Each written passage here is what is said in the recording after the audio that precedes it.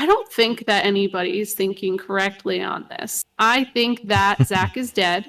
Both kids are named after Final Fantasy characters. It's not out of the question at all. For like guest appearance from Andrea Rodea, the famous Yep. worldwide renowned dancer and choreographer from Honey Bee Inn. That's totally possible. Somebody who went so high, like to a divine level, is reaching to a divine level and discards his human self. Like, what if getting those memories back somehow? Like maybe Aerith delivers them to him in the live stream. Maybe it's something Cloud does. There's so many options that he, it undoes him like in some way. He can't handle like those human small feelings. Everything. Even just finding Lucrezia for him would probably destroy him, knowing that she technically can't die. She has to live forever. So how cool would it be if Genesis, like his only purpose in this damn thing is like, what if he goes and like something with Genesis makes him remember his human side and it like drives him crazy. Like, no, I don't want that. Like I was weak back then. They could do a lot of cool stuff with this and make it very sympathetic. And here we go, guys. The giveaway is live. Exclamation point pixel. May the best man or woman win. Beautiful. There you go. See, that's what happens to you if you stream 60 days in a row. Welcome to the stream. My name is Philip. I'm a filmmaker. You may have seen me in such misadventures as living as a warrior monk in China and getting beat up by warrior monks at the Shaolin Temple. And of course, I also talk about Final Fantasy and love analyzing the cinematic language. But today, we have a very special show planned out for you because we're joined by Eyes on B. Awesome fellow content creator, streamer, hilarious. Got a lot of great content to offer. I'm happy to showcase her today. So, B, why don't you introduce yourself and tell us a little bit about what you do? My name is B. I go by Eyes on B, and that's actually a recent change. I used to go under the name The B Marie, which was just kind of a filler name until I found something right, and my community just kind of banded together and decided Eyes on B would be like the perfect combo for me because I was like, I love Final Fantasy, so what can we do? And that it just worked perfectly. Yeah. I focus on retro RPGs. I play a crap ton of Final Fantasy games. I've played just about every single one except for Dirge of Cerberus at this point. There might be some little off titles, but right now I'm just trying to like break through and play all the other RPGs I missed as a kid. That's awesome. And there's a lot. I was going to ask you about that because I saw you're playing Legend of Dragoon on your stream, which I actually love that game. It's really out there, though. It's not a very common game to see played on Twitch. I got to a really sad part last night. So I'm still kind of reeling from it. You can see the influence of FF7 on certain events of the game, and it's just telling of how strong that FF7's impact was on games that came out after that. Oh, I agree completely. Legend of Dragoon's amazing. I know exactly what you're talking about, too. Yes. Yeah. I wasn't expecting I thought it it was all. very well done, though. Like, honestly, the cutscenes are pretty good for that era. Yes. It was...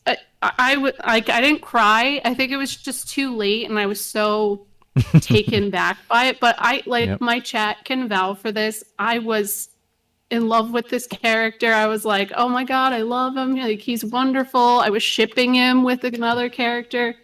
I even commented, because this is the game, he's on disc 4. Like, why would they do that? He's on disc 4. They baited us. I saw you talking about him too, and I'm like, but yeah, it's pretty crazy. But yeah, guys, if you're just joining, hello, everybody in chat. We have a great show lined up. We're actually doing a giveaway too of Final Fantasy Pixel Remaster, and if it's working, and we should be good to go. It's all you have to do to get into this giveaway is be fun. We're not going to do it right now, don't worry.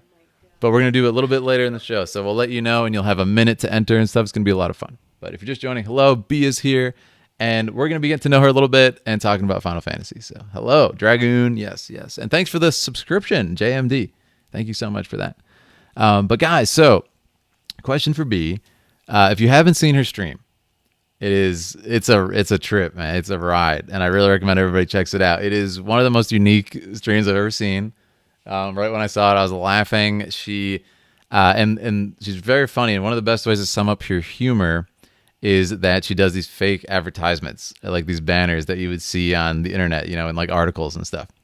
So the best way to kind of explain that is just to show one. So I Yeah. believe I should be able to showcase one right here as an example, so you guys can see that on stream. And yeah, there are lonely vampire milfs in your Oh area yeah. right now. This is one of my favorite ones. So you will be on B stream and you'll see these banners, cycle through periodically. I couldn't find my favorite one. I'm sorry to say it was only Franz, where you have Oh, I Fran I can from. grab that one for you real quick. You Oh, want me to send please, it? please send it over. Yeah, that is legendary one. So yeah, just an example of the funny stuff that goes on B stream. But I was going to ask you, B, can you talk about how these came about? Like, how did they come to be and everything? Because it's such a clever thing. I've never seen anyone do that. So I went to film school, and my best friend from film school actually he streams here and there, but not very often. I Mm-hmm. just sent you only friends. Oh, amazing. And Yes. he actually had the banners going on his channel, and he was like, "You know what? I don't stream that often. You should do it and have your community form banners off of inside jokes within your own community." So Oh, that's great. OnlyFans came about when I was playing FF12. And I How mean, it's appropriate. perfect. Mm-hmm. All you had to do is add an R. So, Oh, that is hilarious. Yeah, I'm gonna drop that in right now, guys, so you can see it. Here we and go. the Yeah. funny thing is that Twitch is now implementing their own like weird Oh, banner system okay. into ads. Oh, So I pretty heard much about that. when Yeah. you're watching somebody, it'll like minimize for a second Mm-hmm. and then you'll see a little banner. And part of me is like, did someone catch on at Twitch? Did somebody see me? Because Yeah. they look identical. It's really weird. That's hysterical. Yeah, it was you. They got it from you, and I will always say that from now on. That is I perfect. think But yeah, it's I smart. was curious because that is so funny, and I remember just dying laughing, and it seemed like nobody was freaking out as much as me about it. So, drink every time he says "B." Oh, you might Oh, die. Awesome. But yeah, that's awesome. So I was wondering about that. So moving on, you love Final Fantasy. That's one of the reasons we brought you on today. And just wanted to ask you, like, what does the name Final Fantasy mean to you personally? Because I feel like we all have our way we discovered it, growing up with it, and what it means to us, and everything, getting us into the deeper realm of JRPGs and everything. So yeah, what does Final Fantasy mean to you, B? it's just like a never-ending plethora of ideas and content and just thought for me where there's I say this all the time. Mm-hmm. Everybody likes to fight about which Final Fantasy is their favorite one. I think Yes. there's one for everyone. It doesn't matter if your favorite one is FF1 or mine is FF9. It's one of those things where there's something for everyone. And I feel like there's common ground among so many people that I have met within the fan base that we can all just like relate to each other. And it doesn't matter what your background is, there's just so much love for it. And so Mm. I think that's just really all it is for me is just how these stories have shaped who we are in a sense, Mm-hmm. especially a lot of us who have grown up with it. Yeah, I agree. It's kind of this like shared mythology or this shared legacy of like themes, cinematic elements, thematic elements, story elements, and it's kind of like everyone has that, even though it's totally new characters, and it's every generation or every group of new kids gets to, like, experience whatever the newest one is, and then there's like this Yep. legacy they can go back and stuff. It's just so much fun. But yeah, I agree completely with what you say. And speaking of legacy, we have Radio behind you Yeah. in pixel art. And is that something you made? That's so cool.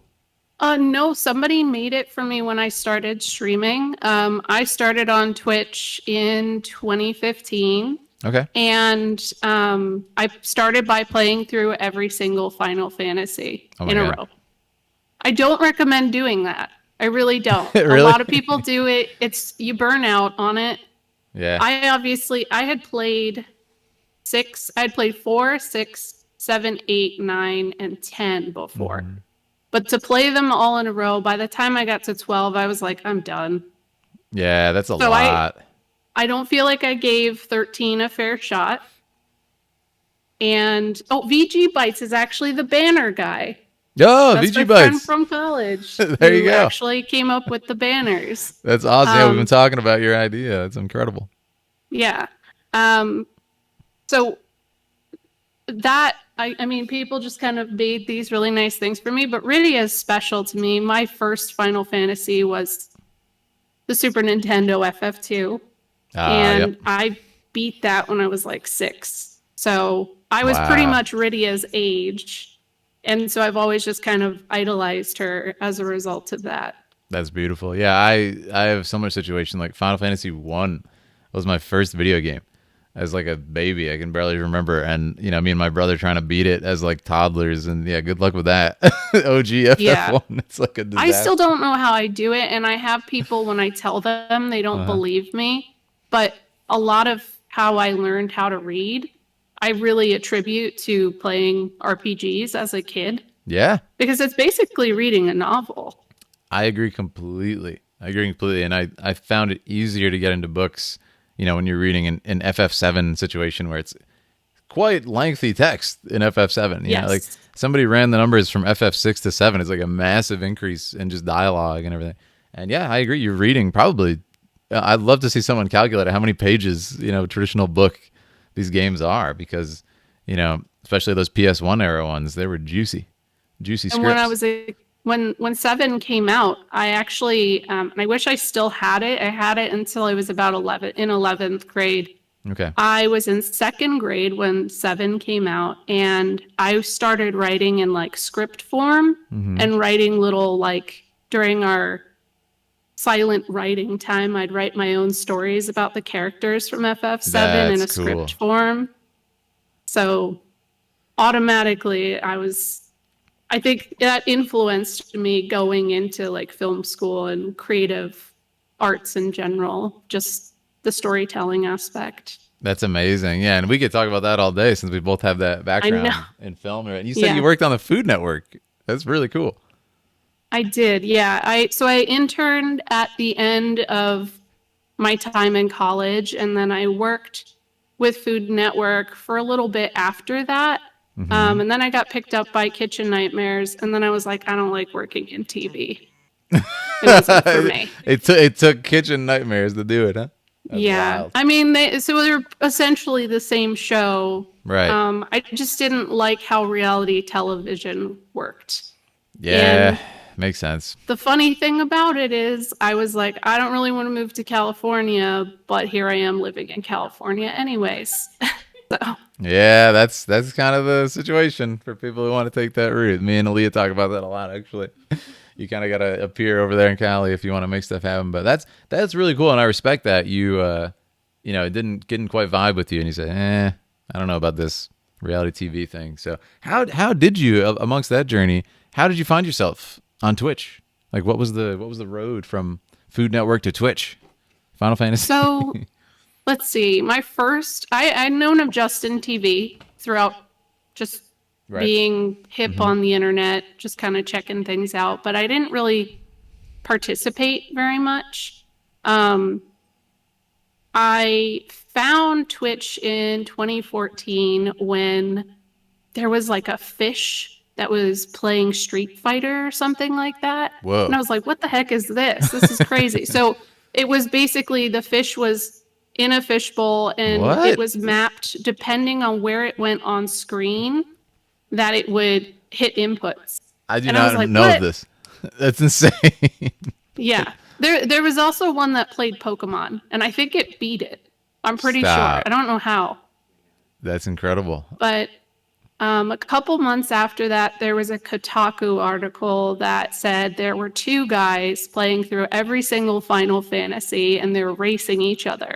Oh, And it was Seraph and Crumps. And now both of them don't really stream as much. Seraph is still around, but now it's Background Guy yep. and Seven Sins that do it.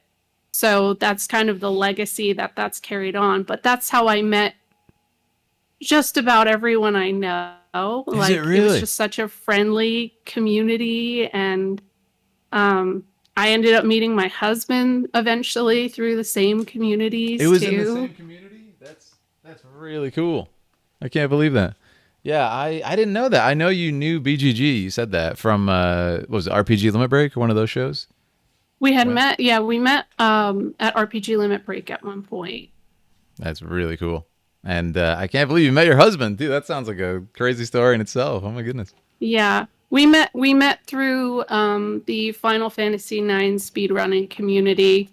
Oh my I would goodness. just be at work, he'd be at work, and we were just regulars in people's chats, and we became friends, and then I ended up moving to California. And now we have 2 kids. So, That's wild. And that's actually going to be the perfect segue into my next question here. So, as a mother in the Final Fantasy creative space, what does it mean to you to have strong, inspiring female characters for your daughter to look up to in your favorite media? that's a big deal for me, and I'm really Mm. excited. And I keep trying to play games with them, but they're not too into it yet. They're too young. My oldest is 4. Her name is Iris, Hmm. which both kids are named after Final Fantasy characters. I don't Yeah, know if you knew that, but yeah. I didn't So know that. I mean, Iris from 15, right? yeah. So Yeah. well, it's pronounced Iris. I didn't like that. So the whole thing with that was, I found out I was pregnant in late November 2016, and if you remember, that's when Yeah, FF15 came out, that's what it came out. Yeah. and so most of my time early pregnancy was watching Snesterday play. That's my husband. He's in chat right now. Um, Hey, it's just yesterday. There you he go. was he was just watching, or he was just like fishing and doing all kinds of FF15 related stuff. And Yes. I think it was before we found out that she was a girl. We both were like, because I wanted a flower name. And Hey. we both kind of decided on Iris because the name was in the game and it kept coming up. And we were like, hey, and that was it. We were settled on it. And then Wow. my youngest is named Ruby after the FF9 character. Oh, Ruby. And that Yeah, yeah, yeah. just, yeah, it came to me really late, but That's incredible. I had a moment. I was like, wait, I like that name. That's It was a so cool. family name too. So Oh, it that's worked perfect. out. Yeah, that's Yeah. ideal.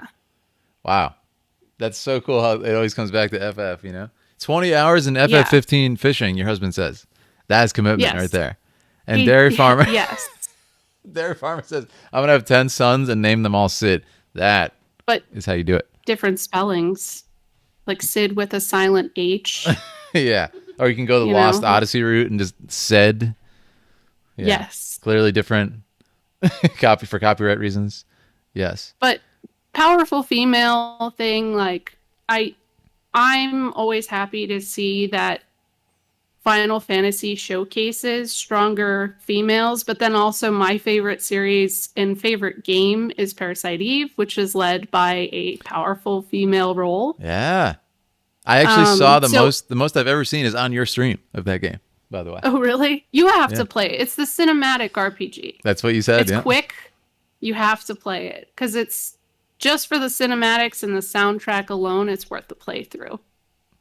But I'm hoping my kids enjoy games, and Hmm. we have a huge collection for someday when they are ready for it.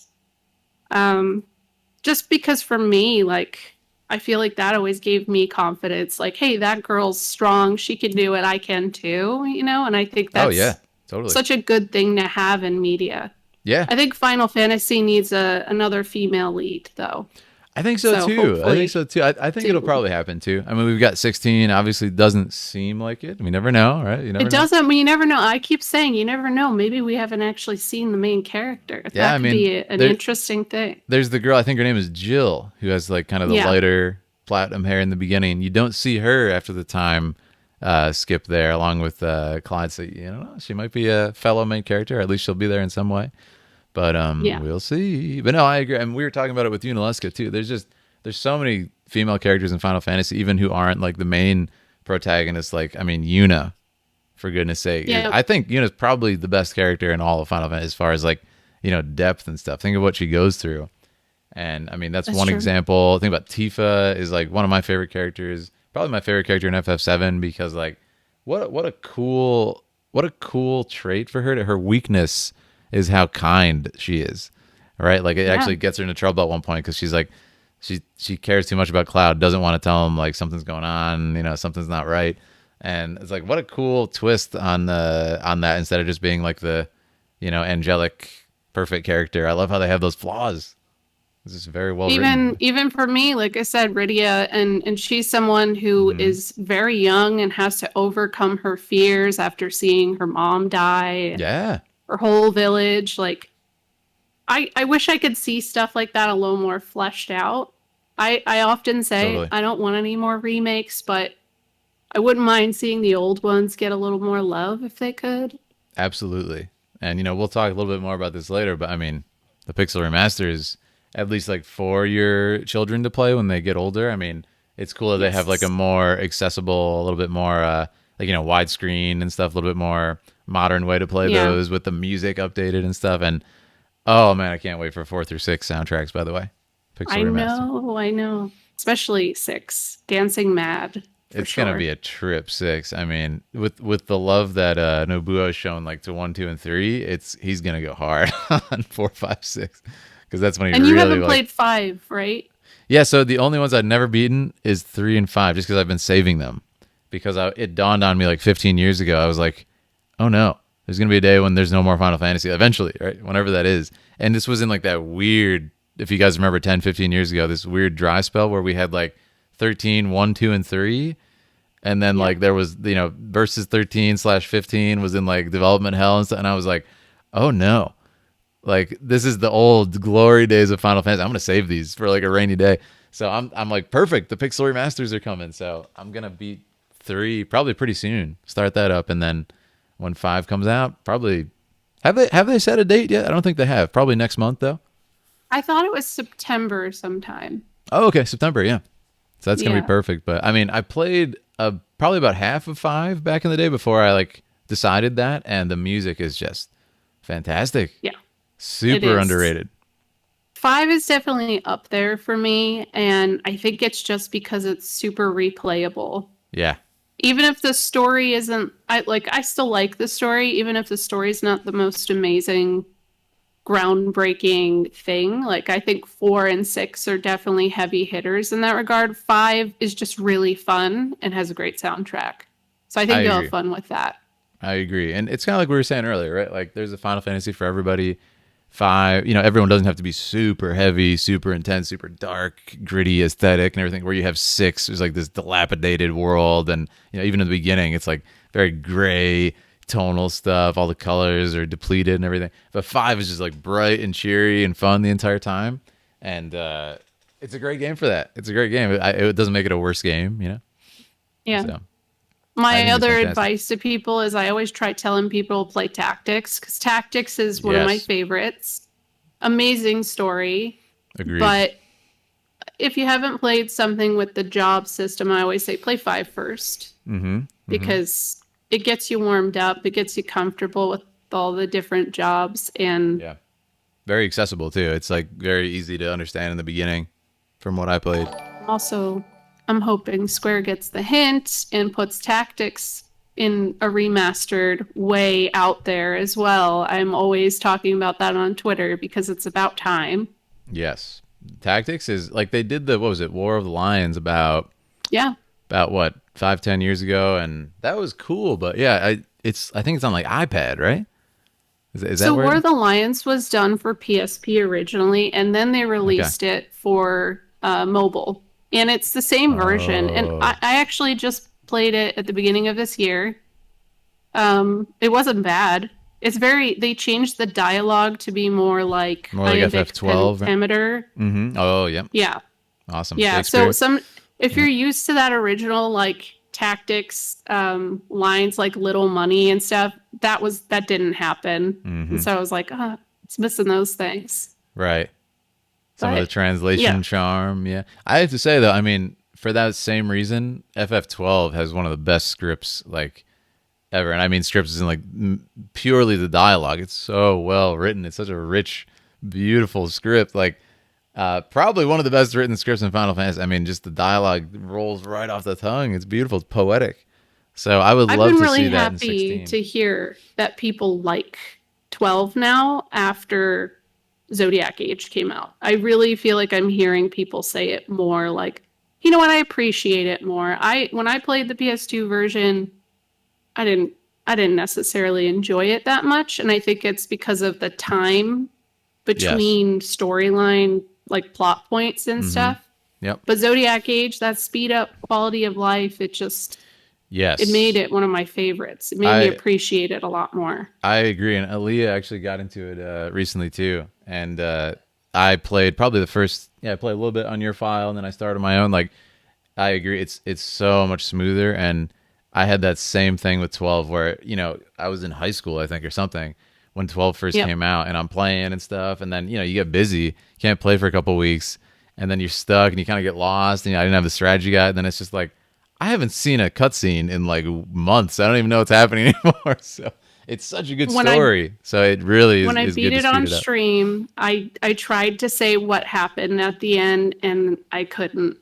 But Oh, now really? I understand it. Now I Yeah. understand it and I appreciate it, and I think it does an interesting thing where, and I think a lot of people miss that the main party actually could kind of be considered villains in their own sense. Yes. There's a very gray area with it, and I really appreciate that. Totally. Yeah, it's a very underrated just character piece in that, and for that reason, I think personally, because you have what's her face, Ash is almost like a Daenerys type character from Game Yeah. of Thrones, and it's like an interesting spin on that, where it's like, wait a second, isn't she just kind of hell bent on revenge here? It's quite interesting. It's like, wait, was there peace?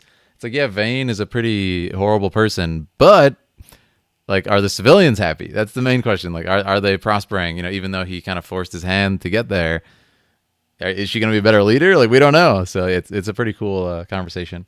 Yeah, Vayne is great. I Yeah. agree with Zero. Vayne is Me fantastic. too. Fran as Leah Love, like awesome Balthier. characters. Yeah, I mean, legendary characters. And I think a lot of people like to say that like Vaughn and Pinello had no place and stuff. I don't feel that personally. I think it was actually kind of a cool.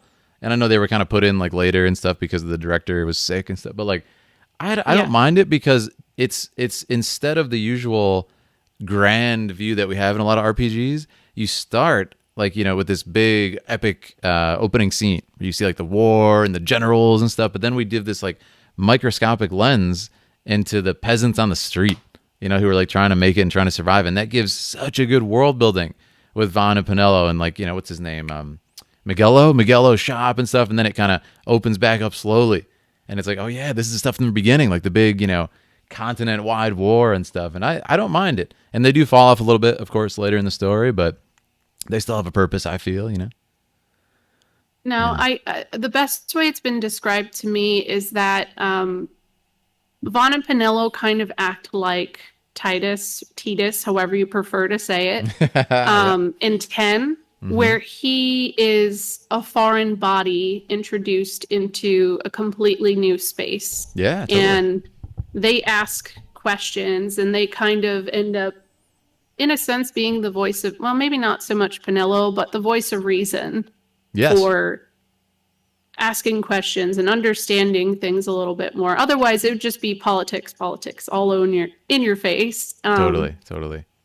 And I think realizing that for me made me go, you know what? Okay, because I used to complain about that too. That Yep. they just feel added in, but that perspective really kind of sat well with me, and I'm like, yeah, I Yeah. appreciate that. I like that. It's a good way to look at it too. And yeah, I love world building. I'm a big, as my chat knows, I ramble on so much. Big Brandon Sanderson fan, and Patrick Rothfuss, who does Name of the Wind. If you guys haven't read it, read it immediately. Leave the stream, go read it. And and the Stormlight Archive for Sanderson.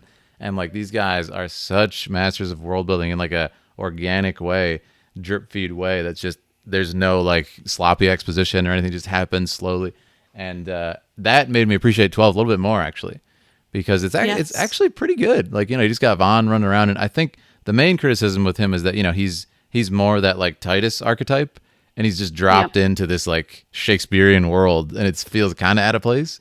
But I It like him. I mean, does. he's a kid. He's not like a soldier who's 30 years old or anything. So yeah, and you have like your Bosch and everything in the game. So anyways, yeah, I could talk about 12 all day. Love that game. No, me too. But let's go on to our next question. Guys, Okay. again, feel free to keep asking. Like I told B too, like hop on anything. We're gonna hop on anything that we find interesting here. But as someone who grew up like me at a time where it wasn't cool to play video games, what does it mean to you now that gaming is becoming more mainstream and your hobbies are more accepted? Because man, when I was young, it was like, you do what? Yeah. Okay.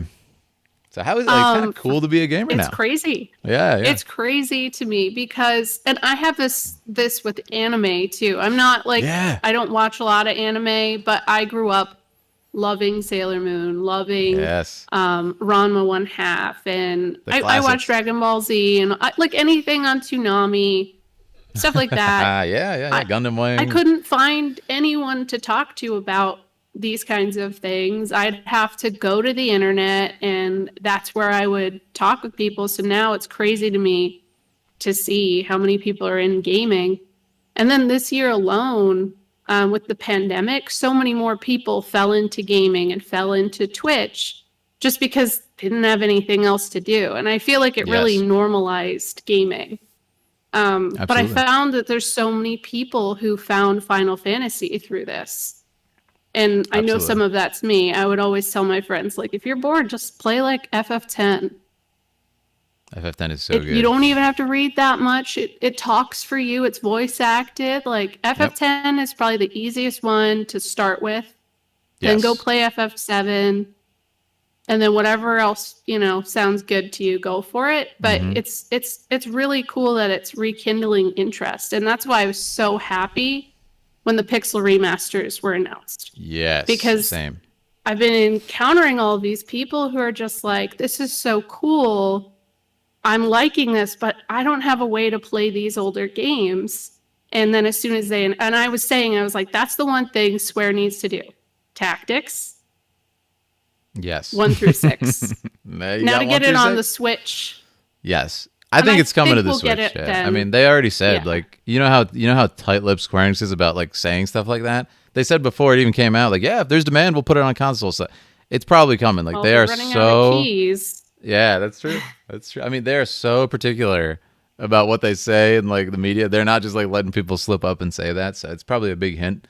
This is funny. So Snesterday says, I remember my parents think I was watching dirty videos at home because I rushed to change the channel. Yeah, it's one of those situations where it's like, your parents walk in and there's this guy going like, screaming. And you're like, yeah, I'm just going to turn on porn. It's easier to explain. Yeah, I was lucky. My dad is who got me into gaming. So he had a Nintendo, a Super Nintendo. He's the one who bought Final Fantasy. My first game I ever played was Secret of Mana with him. We did it co-op. And that's kind of what like ignited my love for it. Oh, I love that. And he never judged that I liked anime because he likes some of it too. Yeah. So I guess I got lucky at home, but at school, no one. And now I see all these people who wear like Sailor Moon shirts, and I'm like, wait a second. You didn't like that. I'm like, no, I loved this when I was a kid. I'm like, no, you didn't. Yeah. I remember. Yeah. I remember. Yeah, it's wild. I remember it was like me and a couple of my friends, we would kind of talk about anime and gaming and Final Fantasy and stuff, and that was kind of it. But yeah, like Turkey says, I mean, D&D is cool now. That's crazy. Yeah. D&D is like the crown jewel of like, super esoteric like nerd culture stuff, and now it's like, yeah, I dabble in D&D. Yeah. Me and Aaliyah play D&D. Like, it's a blast. It's an absolute blast. I've always wanted to. I never have, but I've always wanted to. It's quite complicated. Like, I'm not someone who is super into math, which is weird to say because I love Final Fantasy, but like it's a little bit, it's a lot to bite off at first if you've never done it, to say the least. It's quite complicated, but I had a couple friends super chill helping me out. Like, it's not that bad, especially if you're a gamer, like an RPG gamer, you can figure it out. But I recommend it, and the role play is really fun. Like, you get to make a character, and kind of it's a lot of theater of the mind, So it's kind of like gaming, right, where you get to have interactive gameplay and everything. So it's really good. But okay, so next question. You are someone who has children and a job and streams on a consistent schedule and delivers us amazing content. How in the world are you so powerful, and can you share some of this power with the rest of us lesser beings, please? Now, yeah, how do you do this? Because my I God. don't know. I actually don't have an answer. Okay. But most of it is because I work from home. Because I have the Okay. ability to work from home, I can hang out and watch people stream while I'm at work, which I'm literally just right here at my desk anyway. Um, Okay. if I have ideas for little like alerts or anything, I could just kind of go to the side and start working on that or draft up my idea so I don't forget it. Like it's just nice to be all in one. That is nice. Yeah. It also helps my kids are getting a little older, so sometimes they'll go to bed. Sounds like they were kind of having some problems earlier. Thank you, SNES, for Putting them I'm down. surprised Iris hasn't appeared and tried to like hit my stream deck and turn an alert on because they Awesome. show up. We But welcome it. it's all just I guess a schedule balancing thing, and I Okay. just cut a day because I've been tired, and I think you just have to be easy on yourself when you're doing this kind of thing. Like I when I got back into streaming last year, I was going every single day for like months. Really? And yeah, for months cuz there was nothing else to do. I was like, well, I'm going to be here Why anyway, not? Right? so I Yeah. might as well stream. Mm-hmm. And then it was at the end of last year, it just kind of hit a rough mark and I was like, that's it. We're going on a schedule. And I've slowly cut more and more days off and now it's only 3 days a week. So, I'm a big proponent of doing like 3 days a week, 4 days, like 2 days a week, whatever, because you gotta be. I did the same thing too in 2020. I mean, what else are we all gonna do, right? 2020. So with FF7 yep. Remake, I started like, and I got some viewers. So I was like, yeah, what the hell? I'll play FF7 Remake. We'll play Final Fantasy 7 OG, FF8, FF9. And I think I streamed for like 60 days straight or something. Didn't even take one day off, and it just you get so burned out you can't even think straight. You're in like this separate plane of existence. You don't even know what's happening. So, yeah, taking making your schedule your own, and I think streaming when you're inspired is like so important if you want to be entertaining. And I think even your viewers will be happier if you're more on point. You'll be funnier. You'll be a better entertainer and stuff. Oh my God! Speaking of, that's amazing. That's beautiful. There you go. See, that's what happens to you if you stream 60 days in a row. You you look like that. No. So Yes. Oh my congrats. gosh. Yes. Oh, yes. That's exactly what happens. I was Hmm. just keeping a question I saw Phosphorize ask that I think Please, is good. please, let's go. Let's hit it. So Phosphorize asked, do you think gaming became more mainstream with the internet? To be honest, I think a lot of us stayed at home playing games. With arcades going out of business, it seems as though the net really opened up avenues. And I have to say, yeah, Yeah. it became the place you go if you wanted to talk to people because until I'm going to say maybe 5, 10 years ago, I didn't really feel like I ever met a gamer in the wild or anybody Yeah. willing to admit it. It's true. Yeah, you have your friends group where you're like safely can discuss these Yeah. things, right, without getting you laughed at or something. So I agree. I mean, I gotta say though, conventions too, right? Conventions are like Yeah. the one place where you could just be yourself. And I've said this over the years. I've done a lot of cosplay videos over the years on YouTube and everything, and like met tons and thousands of people at conventions. And I've always said like it is where you will find some of the most happy, present people on earth, because it is just a place where they can finally, for a lot of people anyway, you can finally just be yourself, and anybody you can like pick out random person, they get it.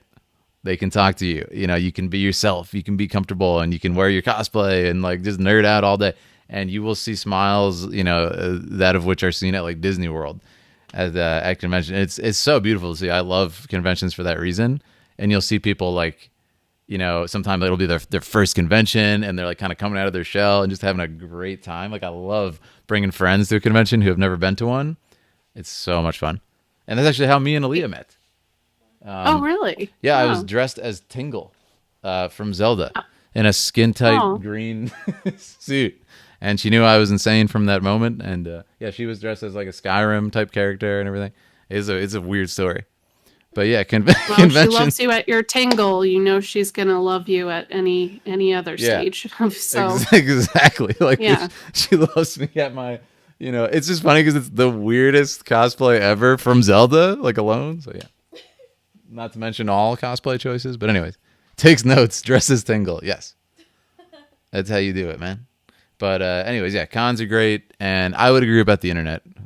Foss, it's certainly helped people connect. And again, you don't have a risk of being you don't have a risk of being attacked. Yep. If you just say like in a Final Fantasy forum, I'll go back like 20 years here. In a Final Fantasy forum, like, hi, I also like Final Fantasy. What's the worst that could happen? Somebody's gonna be like, you stink. So it's Well, good. back then it wasn't even that bad because you didn't have shippers yet. I mean, Ugh, they ugh. existed, but it wasn't. Yeah, I know. It wasn't the same yet. It was still just healthy conversation. I just thought of like Elrond in Now Lord of the there's Rings. Like all that kinds. that that name has not been spoken in this land Oh for yeah. 3,000 years. Shippers. But Yeah, that's how much it's evolved, though, it too, is has. that, Yeah, there's, and that's kind of a cool thing about FF7 Remake is how it stirred the pot for so many people and oh yeah, how so many people have so many ideas. And I absolutely.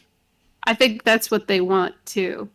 It's Yeah, a it's Game of Thrones effect. I fell totally. into Game of Thrones hard and I got let down because I was one of those people who had so many grand ideas. And then, Yes, and then you well, were you. I talk about this all the time. Again, I'm going to talk about Sanderson every 5 minutes, like every stream. But you talk about Patrick Rothfuss, Brandon Sanderson, right? Like masters of rewarding too. And one of the reasons I love their books is it's the opposite of Game of Thrones. We'll say show. We don't know about the books yet, right? But Game of Thrones show, you were literally, you were insulted for putting time into that book, for digging deeper into it, for dedicating yourself to that and like looking into the characters, the theories and stuff. It was spitting in your face for doing that at the end. It's like, yeah, nothing happens. None of the theories are right. There's nothing. That's just the end of the show. Goodbye. Right. These books, and I think a lot of Final Fantasy games, they reward you richly and deeply for taking the time. Like, say, me and B are gonna in a few minutes talking about we're gonna be getting into FF7 theories. It's gonna reward us, whatever the theory is, for thinking about that. And you can tell they're already, doing that in just the first game and intermission. So I'm super excited, and I think they've done this. Like I always say, the fact that we're sitting here talking about what's gonna happen to Sephiroth in yeah. FF7 23, like that story's over. Like what? That's insane that they've done that. And it's like we're back in 1997, but we're also reliving it, but it's also new, but it's also just the same story. It's so clever. And they've kind of, I think they've tapped into this very modern, like the same thing like Marvel's doing with the cinematic universe, where it's kind of like the fans are a part of it because there's so many projects, there's shows, there's movies, there's comics, and not in like an FF15 way, right? It's Yeah. easy to follow everything and it's easy to digest. So I can't wait to see what happens. But let's move on a bit. And Okay. what other JRPGs do you enjoy?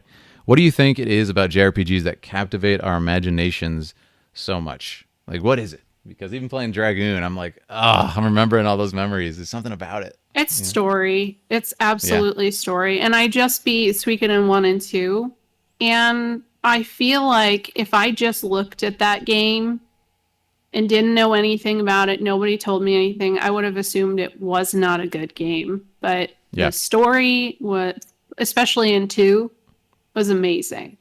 And the character interactions and everything like that, it was just, for me, if it's a good story, I'm hooked. And Legend of Dragoon already has me in that regard, where, Yes. I don't even know how far into disc one I am.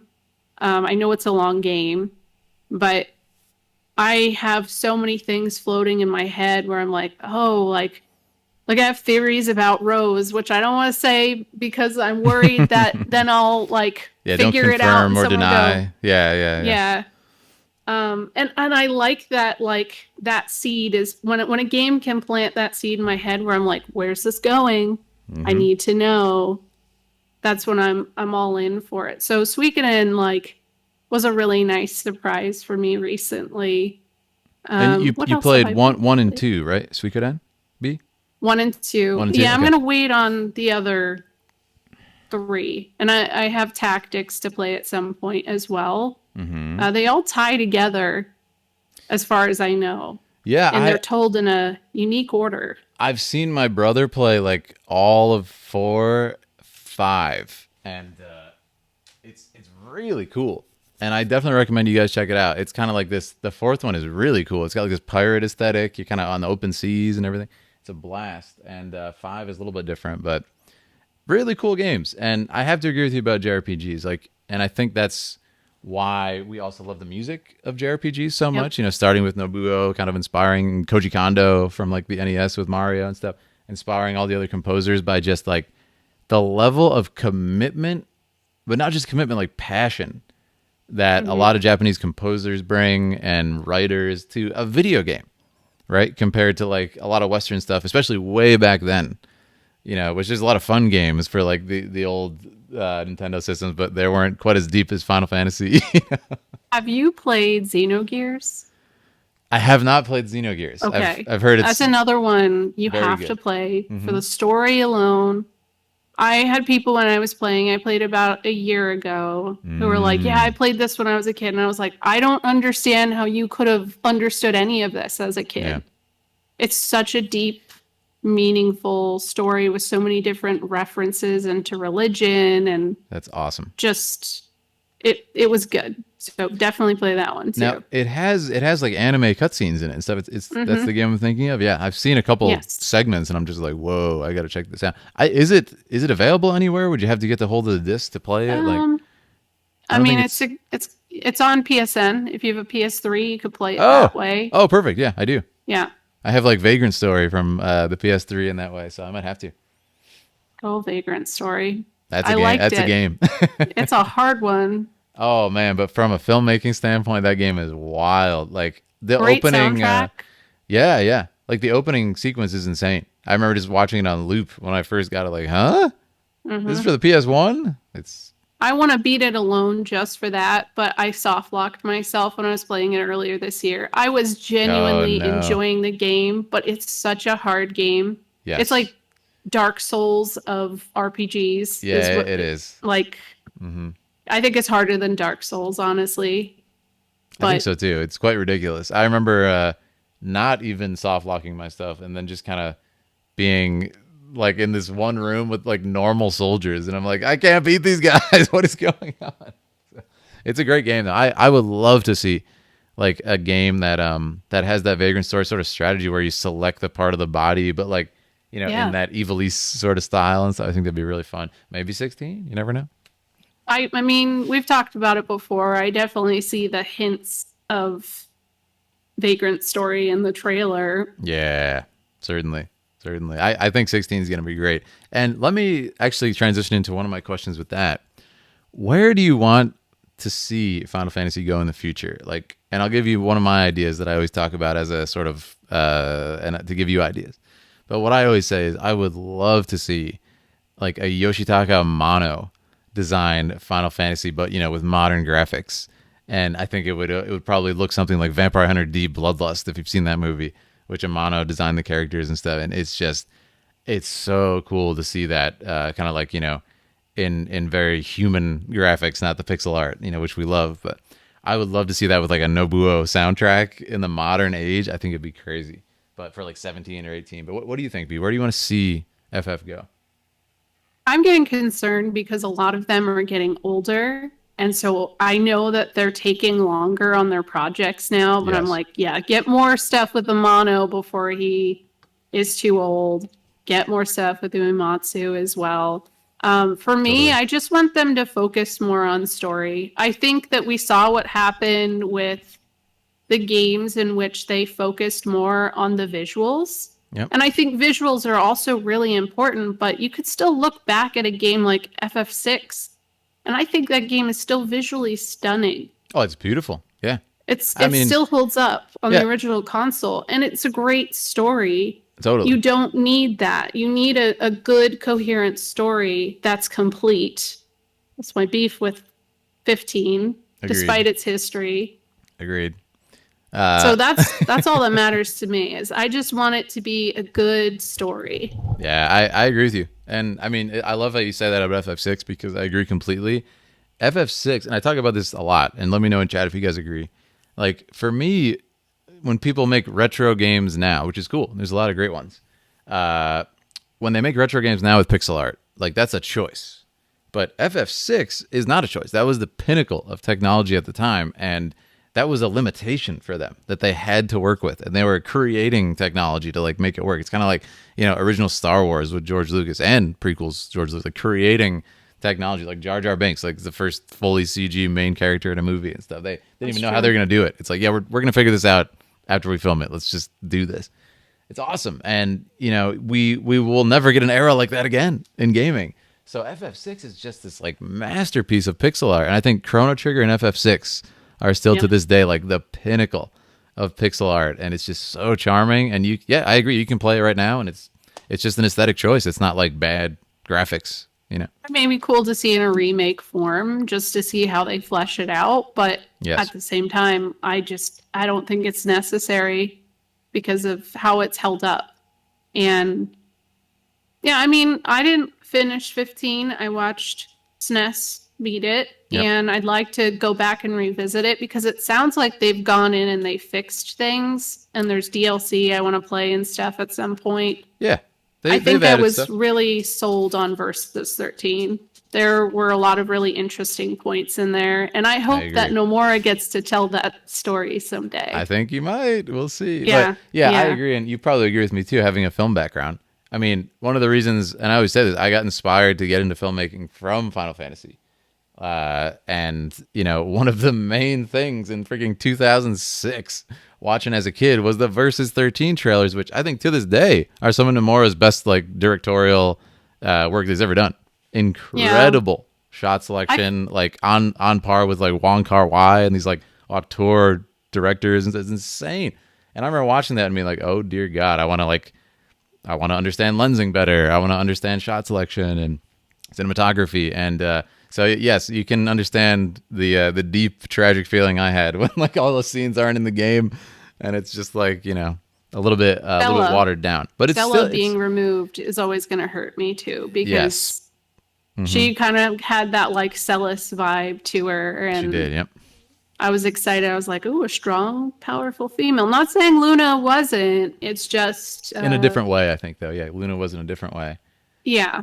But yeah, Stella looked freaking awesome. I agree. And as a female like character, that would have been such a cool inclusion, because it was this sort of like we were talking about with what was it, FF Tact? No, FF12, where everything's gray.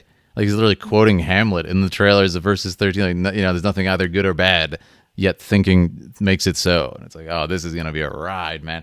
And we may never know exactly, right? I'm sure, but I can't wait to see what happens. But I mean, like I always say, the tragedy of 15 is that it's great. And it should be like the best Final Fantasy ever. Yeah. It's a great game. It should be like the best game ever made. It should be like easily top 3 with like 7, 10, 6, all these like legendary Final Fantasies. But it's still quite good, and they've added a lot of stuff with the DLCs. Particularly the Arden one, I think, is a really important play. It does kind of reveal what Nomura was probably going for originally with Arden, and they didn't have time to go into. Arden, I think, had potential to be, and I think he is still a really interesting villain too. And a lot of that is thanks to Darren DePaul, who I had the pleasure of interviewing, and he is one of the most passionate artists I've ever met, and that's the voice actor for Arden. Like the level of dedication this guy has, and just he'll talk to you like for all day about Arden. It was so cool, and the performance is crazy. But yeah, I recommend you check it out. It's gonna have that bittersweet feeling, like after seeing thinking of the Versus 13 stuff, but it's still great. I mean, I would never say that 15 is bad. It's just it has so much potential, and you wish it was there. But it's kind of cool 15 because you can tell they've learned so much from it. I was gonna say I can tell that they took notes on what didn't work in 15 and applied them to 7. Totally. And that's big. Yeah. Like, for example, the novel that just came out, the novella, what is it, Tale of Two Pasts, right? Haven't read the whole thing yet, but you can tell it's this very nice supplemental backstory for Tifa and Aerith. And again, like enriching those characters for people like us who are lunatics and want to know everything about these characters and dig deeper into the lore and get rewarded for it. But it's not necessary to read this book. You can still play the games. And with 15, they made the mistake of there is no opening to the game. Go watch the movie. That's the opening to the game, right? And then they're just Yeah. pushing a car in the game. It's like, go watch the movie. So they're definitely adjusting that mindset, and now it's like cool extra stuff, not absolute necessary content to consume. So I think they're doing great. And I mean, 16 looks fantastic. 14 has been quite good. People have told me recently, like everything's I kind love of 14. everything's kind of running smooth at Square Enix these days. So I think it's a very exciting time for the future, and I think it's the best time to be a Final Fantasy fan since like '97. Personally, I don't know. Yeah, about you, I'm hoping we have another golden era. Mm-hmm. I think it's about time. I think after this, like the Square Enix merger happened, there was a lot of like, let's figure ourselves out. And now enough time has passed. I think this whole thing where they're doing different divisions is really cool. I agree. I have people ask me all the time, which one do you think they're going to make next? And I have to say, if it's going to be Nomura, Kitase, and that crew working in that division after 7, I mean, they're getting older. I cannot imagine that they're just going to be remake machines for the rest of their lives. No, and I think they've said as much. Like Kitase, I think he's like, yeah, this is probably going to be our last thing because it's a big project. It's not like a 5-year project. They're probably going to, probably be retiring. And then Nomura himself said, like, I ain't leaving, like Wolf of Wall Street. I ain't leaving. We're making Kingdom Hearts, baby, for like another decade. So, yeah, he's going to do Kingdom Hearts. Maybe he'll get to do his Versus 13 vision. We'll see. Virum Rex, whatever it is. But which I would love to see personally. But we will see. They will retire. Yeah, I think they should too. I mean, it's cool. And like I always say, imagine the privilege as an artist to go back to your best work 23 years later, 25 years later, and to revise it. Because we all know, for those of us who are artists in the chat, like I've just seen a couple of people who are artists in the chat, like Loli and stuff. What the moment you finish something as an artist, you're like, oh, I wish I did this. I wish I did this. I could improve that. Oh my God, I want to get back into it. And I think B agrees, especially with editing, film, and everything. Oh my God, with drawing, right? So for an artist to be able to do that, but no more technological limitations, they get to go back in 23 years later and be like, oh, we can do what we couldn't back then. And it's just, what a cool way to end your career. I think it'd be like a dream for an artist. But so we've danced around the subject. I think it's time, B. Yeah. We must speak on FF7 theories. So basic thoughts on, and guys, I'm going to give a warning in chat. We are going to be getting to spoiler territory here for FF7 Remake. So we'll give you a fair warning if you want to do your thing. But, B, tell me about intermission, intergrade. What are your basic thoughts? And then we're going to get into Zach theories. Yes. So I only actually played Remake about 2 months ago. I waited. I watched SNES play a bit of it. He played it as soon as it came out, but I wasn't sold on it being told in parts. And then over the past year, I kept having people like pull my leg. You should play it. It's really fun. I like the soundtrack because that's the one thing I went to immediately. Oh, it's so good. Listened to the soundtrack and have since it came out, and I was like, okay, I'm good on that. Yep. I think for me, like the big thing is, it's not going the same path. I think it's always going to stay that same path for the most part. The end always kind of needed some more work, in my opinion. I think there are things that always kind of had a little bit of a plot hole to it, and I see them working to flesh those kinds of things out. And they've made everybody so lovable, even the NPCs.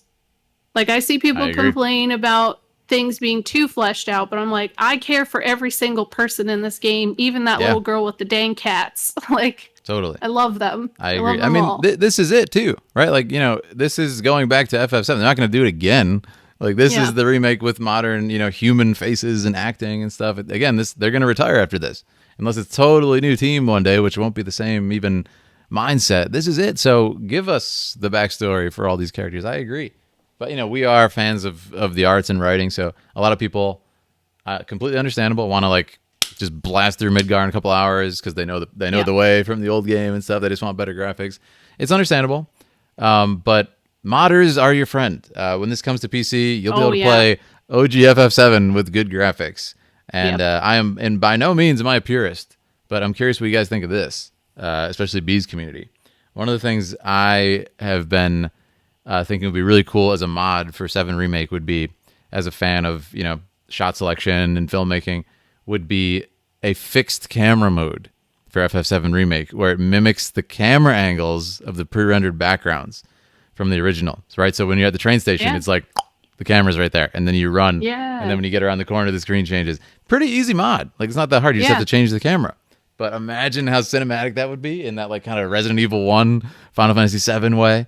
That's actually interesting. Yeah, modders will be your friend. Have you played New Threat mod? I have not. Oh, you got to play it because okay, I should. It's yes. So I'm playing through it right now. I'm playing 2.0 since there's different versions, and I'm playing Route B. And Route B has some things that don't happen in the original. Like Sector 7's plate doesn't fall. Really? So that's cool. Yeah. So Biggs, Biggs, Wedge, and Jesse all survive. I am a little disappointed because I was like, oh, maybe we'll see them out in the real world. Maybe we'll get to see them go to Cosmo Canyon, or I haven't seen that. But it makes that return to Midgar, like what's going to happen there. Yeah. The big one, and this is spoilers for anybody who wants to play Route B, New Threat. Aerith didn't die. Whoa. I know, and I was like, what? I like, he stabs her, but at the end of it all, you fight Genova, and she's like, or Cloud leans down, and he's like, oh, she's still breathing. And she moves on, and she goes to Icicle with you. And she finds Gast in Afalna's house. Oh my God. Yeah, and I was thinking, how powerful would it have been? Like, you were only a few steps away from, like, knowing all those little details. Yeah, that's true. And, like, what if she did make it a little bit further? I still think she's going to die somewhere. And I'm thinking, what if they nail this? Because they did the Yuffie thing the way that I think Yuffie's going to meet up with the party in Remake. How's that? So she is just hiding in a cabinet in the hotel in Calm. And she listens. That's awesome. Because she wants to steal their materia. She knows they have a bunch of materia. So she listens to Cloud tell the whole story. And then they go to bed. She pops out of the cabinet and she takes all their stuff and runs. And they all chase her and fight her. And then she joins. I think a pretty organic way to do it. Yeah, I like that. Yeah, and I'm like, I think that might actually end up being pretty close. I mean, it's a little absurd, but like we know from where that second, like that little part that they just did ended, she's heading the same way. That's true. I think it's likely. Yeah. But New Threat mod's just a really interesting, like it fleshes out certain things, like Barrett's feelings when he's heading to Coral. Whoa. He's very anxious. He like takes breaks and lashes out. Where in the original game, he doesn't. Yeah, he just go there and he tells you the story, and then what happens, and then that's it. Yep. So I think it'll be interesting to see in Remake those little things get filled out where the day-to-day life, you know? And I was saying this a few months ago, it was before Intermission came out. I was like, that's what I want to see, because it's like we were talking about with fleshing out characters. I want to see what's it like at camp when you make a tent with like Tifa, Yuffie. Like how is that interaction? Like all the girls hanging out. I can't wait to see Red just like always taking a nap and kind of like half listening to what's going on. Yeah, he's doing his thing. You get like Yuffie's trying to film a TikTok, and she's like, Tifa, can you film? And she's like, no, I won't do that. No. Yeah, it could be really fun. Like, imagine that, and there could be interactions that develop relationships. I don't even mean romantically, but relationships where maybe you get like a secret double limit break or something if you develop those relationships enough, right? There could be dialogue trees, all completely optional. That's what part 2 is going to have, super awesome optional content. Like, you can just camp and keep going, or you can do it. Like, imagine FF15 camping with that added depth to it, and those like mini games and everything, and dialogue. It'd be almost in like what is it? Baldur's Gate 3 or Dragon Age has that, right? Where you can just kind of talk to your party. That would be so cool. And another thing I'm wondering though is, are they going to flesh out some some of the backstories of not just the main cast, but the villains. So, Ooh, I like, hope some so. of the Shinra execs, we don't really know. They never had anything. They were just jerks. Don't know I much. already Yeah. kind of see it with Scarlet. Scarlet Yes. has such an interesting, like, when you really think Mm-hmm. about who she is a female who is surrounded by dudes who Yep. probably beat her into the ground. Mm-hmm. And now what does she do in return? And no one questions it. Yep. She like treats her soldiers like stools, Yep. essentially. Mm-hmm. I think it'd be so interesting to find out her backstory. Maybe she was just like a Yes. nerdy little scientist like Shara who got beat and beat and beat until she was like, and now she is who she is. And I Oh, think I it'd be love really that. cool to see little things like that happen. But I mean, yeah, same with Reeve. I would love to know more about Reeve. Rufus, there was always that thing where potentially he was working with Avalanche. Avalanche looks like it's getting fleshed out more. Wu Tai's gonna Yep. have to get fleshed out more. That's But great. Yeah. I yeah, I love what you say about Scarlet because that was something that I was really hoping for, and Intermission just did exactly what I wanted yeah. because You Heidegger see gets a her lot of time. reaction Yeah. with Nero, it actually made me wonder if Mm-hmm. she has another intention, if she's not necessarily all for Shinra, if Yeah. she's kind of on her own secret thing. We don't know at this point who knows about Deep Ground. We Yep. know that Deep Ground's there. We don't know if it's the same, Mm-hmm. but And I it's have a her lot of domain though. Yeah. questions. I have a lot of questions on what she's doing Mm-hmm. because her tone when she saw Isn't Nero, Yes. she was very different. Sean Chiplock. We had him on the show recently, the voice of Nero. He's an Yeah. awesome guy.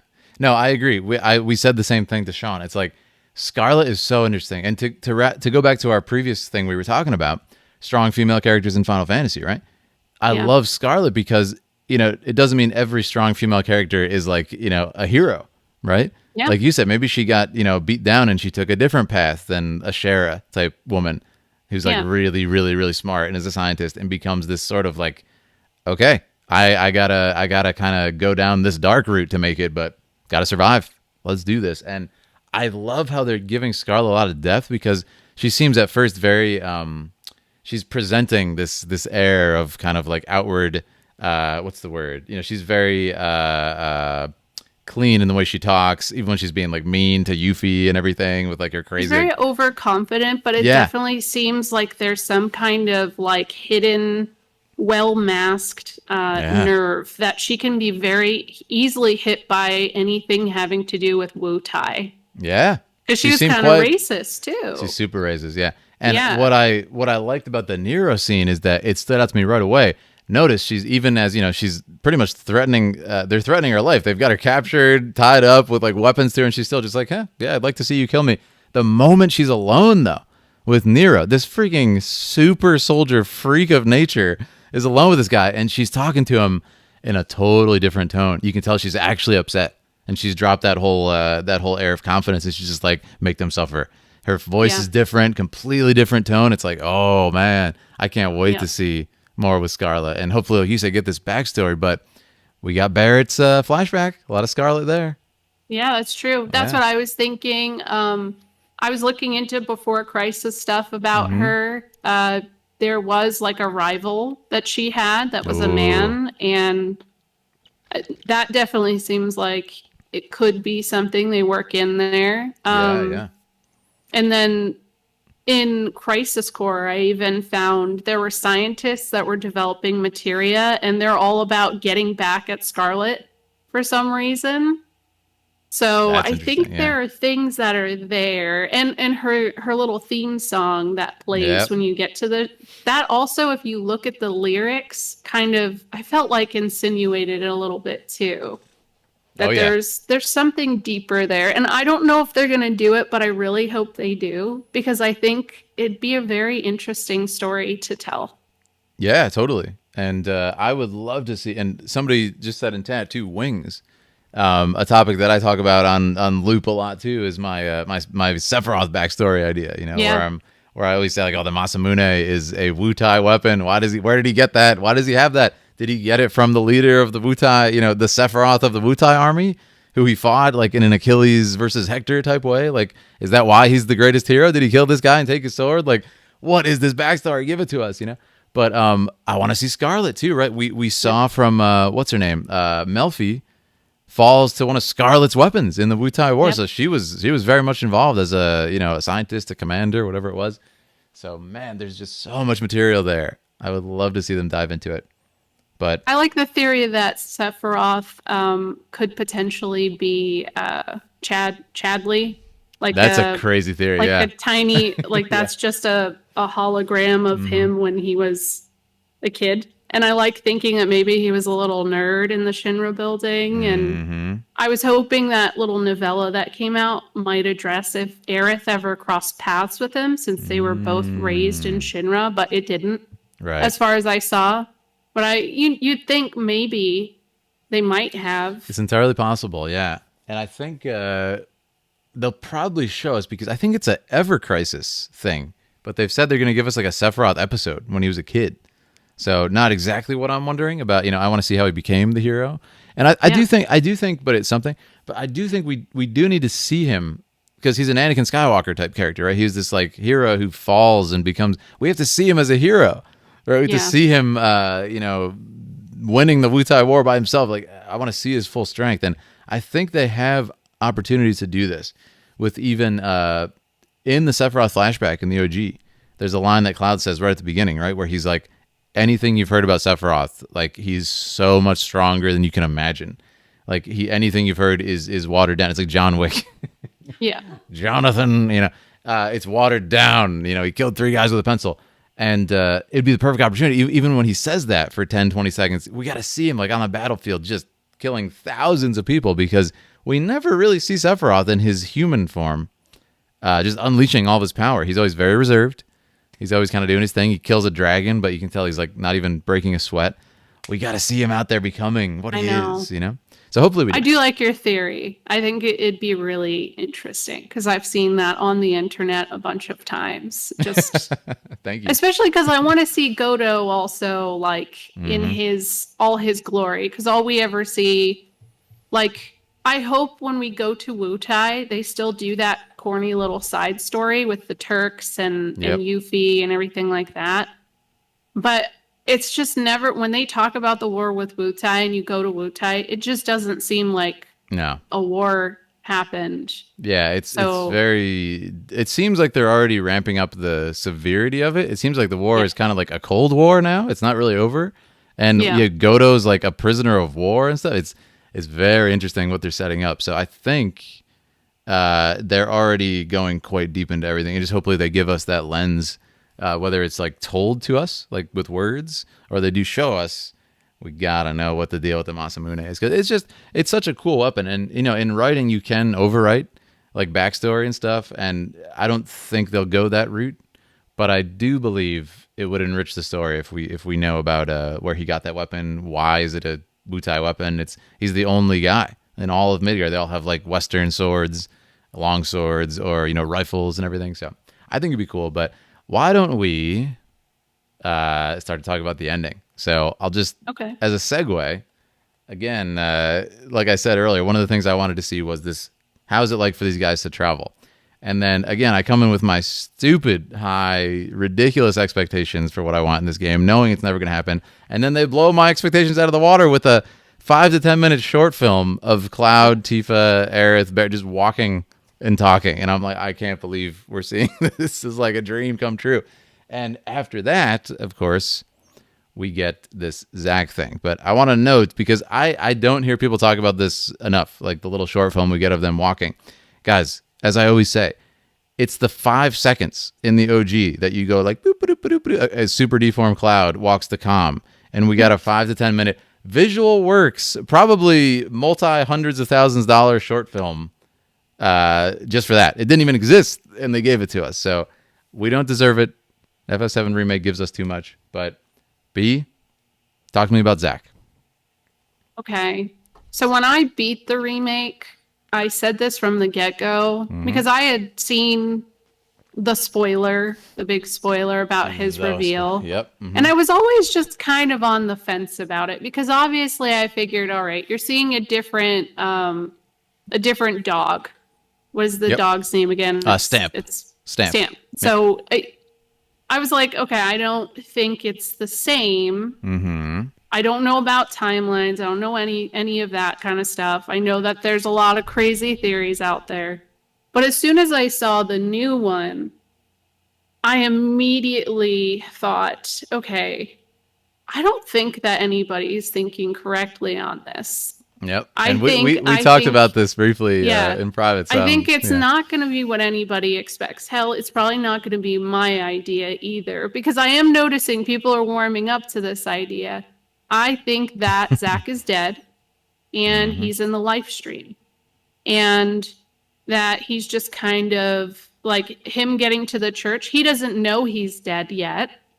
He's just kind of realizing, or this is going to be his little story of realizing it. So he's going to interact with the people who have died.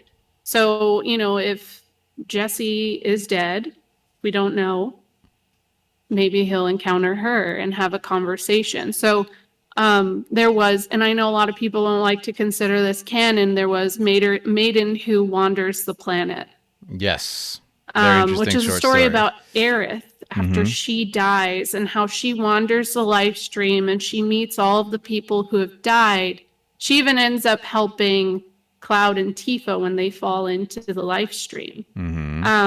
And I keep thinking that potentially that's kind of what's happening, because there's something etherical about the church, more so than normal. Like, it's already usually like that. But I kept going back to the church to check, and I'm like, there's nobody here. It's just the angel of the slums. And I didn't see her in that cutscene at the end. So, I mean, things could have changed, but people would have been crying there before, you would have thought. Yep, you think so? Yeah. It's very fascinating. Yeah. And we talked about this a little bit. And what we were talking about was, I think personally is, a lot of people say, oh, they're worried that with Zach, it's cool, he's there, it's fun, but what's going to happen to like the feel of FF7, the themes that made it what it is? I think they can still, and I do firmly believe that everybody will still be happy with Remake when it's over. We'll see. But me too. I think they can still make everybody happy and blow us out of the water. But I think they can still do that by something similar to what B said. You know, if he is dead, he can, in fact, maybe come to terms with that and help people, because we need this kind of viewpoint. A lot of stuff happens inside the live stream, right? But it could be kind of the situation where the theme of loss and moving on could still be very prevalent, even for Zach. Maybe he has to come to terms that he has to go and like his time is over and everything. And they can do all that while having him already dead, because as I said at the end of the game when I first saw it, he dies after the storm comes, and the storm was just coming at the end of that damn game, and he gets shot by 3 like elite soldiers. He doesn't get killed by the army. He beats the army in the original game, right? In Crisis Core too. So I think it can still happen.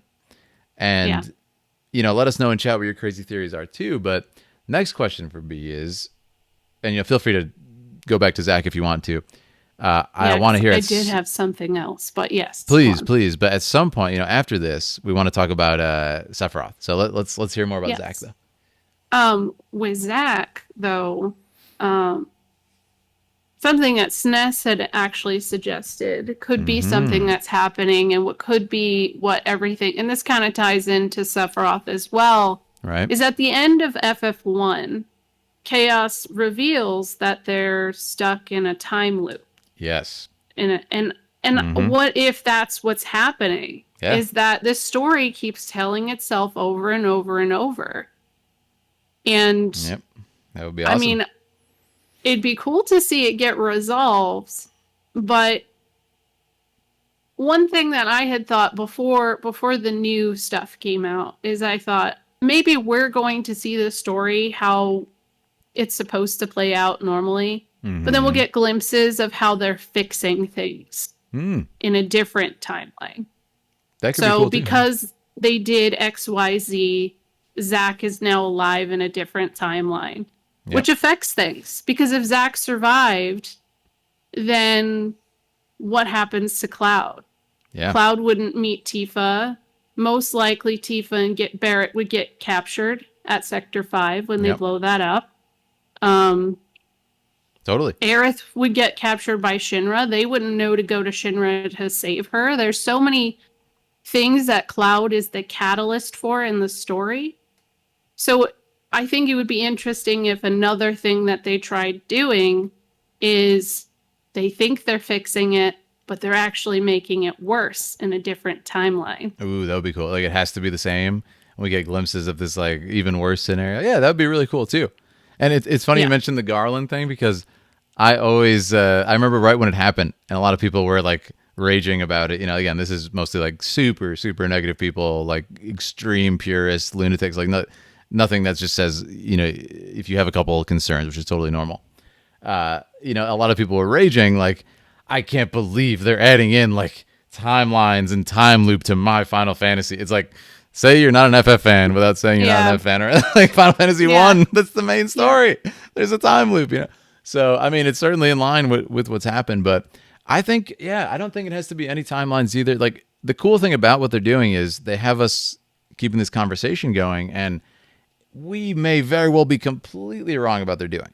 Like, I think we're going to be very wrong. I don't think anybody's nailed it. Yeah, probably. and I hope we are. I hope we are wrong.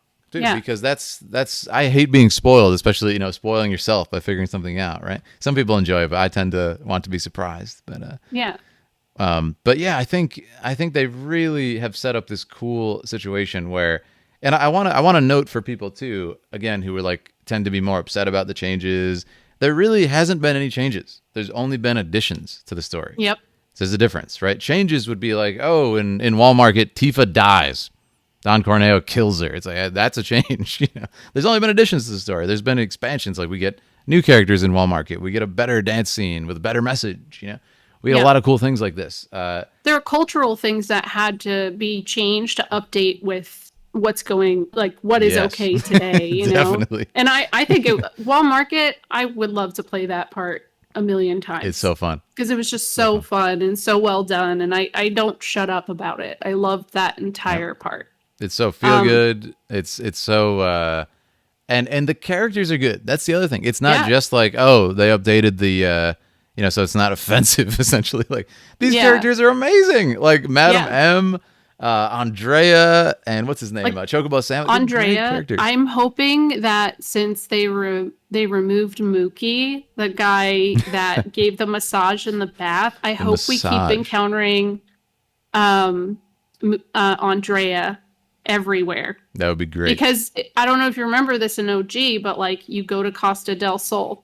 He's there with his boys. You go to I think they're at Gold Saucer. Me and the boys at Costa del Sol. And then they're at Icicle. So it'd be really cool if you kept running into those characters. And that's the only thing I'm really sad about, is that we leave Midgar in OG, those characters stay in Midgar.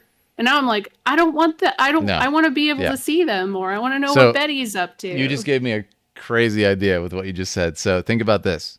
Andrea is a famous performer who owns the Honeybee Inn, unless I'm mistaken. I think he owns it too. And is he's probably definitely friends with Dio. That's where I'm going with this. Imagine we're going to be doing the date in Gold Saucer with, you know, the choice date, whoever you take on the date. It's not out of the question at all. If you're like, guest appearance from Andrea Rodea, the famous worldwide renowned dancer and choreographer from Honeybee Inn. That's totally possible, because he says to Tifa, I would love to take the stage with you one day, Tifa. So imagine if in the stage play or something, it's him. I was thinking that might happen, honestly, because I think there's a potential to put that dance mini game into Gold Saucer, which like, Gold Saucer is what I can't wait. Yeah, I can't wait for that. It's gonna be crazy. I think they're gonna really expand everything. Like you mentioned, Costa del Sol. It's probably gonna be like, you know, another Walmart mini situation there, because I tend to dislike it. Well, not dislike it. It tends to be a little bit transparent, we'll say, and like kind of we'll say Tales of series type stuff. Not bad, which is a different genre slightly. Where, you know, they have like the obligatory like bikini episode, and just for no particular reason, like there's no story reason for it. And then girls, you can like just have them run around in bikinis the whole game and stuff. It's kind of cheap. Feels a little cheap, but a little shallow. But Costa del Sol, they have to actually stake out the beach to find Hojo, right? And they have to blend in. So you run around with a freaking Zach military in suit. Crisis Core. Yeah, He's Zach in in his Crisis little Core. shorts. Exactly. It was adorable. He So they fights with an umbrella. Yeah, they could do something similar, right? They could have like, maybe depending on what you say to Tifa and Aerith, like maybe they have more modest swimwear. Maybe they have something a little more daring. Same with Cloud. Same with Barrett. Maybe he's in the sailor suit, feeling all confident. He has to. Yeah. So that would be cool, and it would make sense in the story, right? It's not some cheap like an excuse to like beach episode type thing. So I think it'd be cool, and then Gold Saucer is going to be just a treasure trove of like outfits choices, and the dates will all be different and stuff, and dialogue tree. It's going to be insane. So I can't wait to see what they do, and then we'll have Cat Shi and all these other insane characters to run into. But yeah, you could have Madam M in Gold Saucer. You could have Chocobo Sam. It could be really good because, hey, they hinted at this thing with Madam M and Chocobo Sam, like a romance. Yes. Yeah, I think that we're going to see them continue into other places. I don't feel like Midgar felt as locked in as it was in the original, because then we did see, like, Yuffie was able to travel out, no problem. Where before in OG, there was that, like, glass barrier they had to climb over. Or if you wanted to get back in, you had to have the key from Bone Village. Key, yeah. Totally. Yeah, I think it's going to be revisitable. And I also wanted to say about, like, changes. I think there was something that was fairly changed, but it was the one thing I wanted to see happen. It was how the president was killed. Yes. I feel like there's so many people who never realized that was Genova. And I think that they did it in a way that made it palatable for people to understand. Okay, it was actually a clone. Because I've had fights with people about this. They're like, that wasn't Genova. Yeah. I'm like, no, it was. And now that you've seen it in Remake, it makes perfect sense. For a fact. Yeah, and you see like you see him like slowly mystify like into Genova after he does it. So it's a lot more clear. You see what's his name, Marcus, right? Who has like the tattoo, kind of phasing in and out as he drops. Like it's set up in a way that it's a good mystery for a first time player who has not played the original. And then they'll go back after they beat the game and be like, oh, that was one of the guys from the reunion. I get it now. So like I think it's set up very, very smart visual storytelling. And for us, we're like, oh yeah, perfect. Like we know what this means. So I think it's great.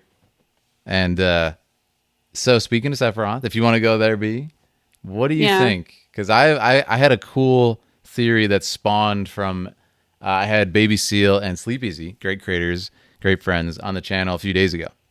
And we had a crazy conversation that gave me this idea about Sephiroth. So before I get into it, though, love to hear what do you want to happen to Sephiroth? Do you want to see him like ultimately die at the end? Do you want to see him redeemed? What do you think is going to happen to him? I'd like to see him redeemed. He has a very tragic story. True. And I hope that with Vincent, they also help flesh that out better. Like Vincent being an optional character and him being like the pure unlock to the actual history of what happened with Sephiroth. Like Genova, it's interesting because there's layers of villains in FF7's story. So obviously everyone thinks of Sephiroth, silver hair, ominous, long pointy sword. But Sephiroth wouldn't have existed if it wasn't for Genova. And Genova is, pretty not well fleshed out, but really interesting. And you kind of see, Snes just said it in chat, like Genova is kind of like Lavos from Chrono Trigger in a lot of ways. Definitely, yeah. So I also see how the idea of Genova plays into Parasite Eve, where that's your thing. Yeah, even in design, it's there. And then I even see it into FF8 and the sorceresses and how they pass their lineage to each other. And there's a really interesting like female connection. It'd be fun to find out if Lavos was actually a girl. That would be awesome. Yeah. Yeah, I love that. And it's funny. So what Snes is saying in chat, he's absolutely right, because there is a, and what's up, John? How you doing? There's a, so Nomura drew like a human Genova, drawing Oh, that was really? going to be used in a flashback. So you'd see like Jenova walking around with the Cetra before she kind of like this Sauron from Lord of the Rings, like deceived them and everything. And that design was not used in FF7. It's Edea in FF8. They used that design. Oh, okay. So Yeah, I how have heard cool is that? that. And I think that's one of his best designs ever. I was just talking to Aaliyah about it earlier, like how insanely cool Edea is. It's like such a good Oh, I design. love Adea. She's one of my Yeah. favorites. Hmm. Um, I didn't, yeah, I had always heard that her design was supposed to be used. I didn't know that. But Yep. I mean, so you think Sephiroth's a villain, but really, like, Genova is. But then also, the most despicable of all of it is Hojo.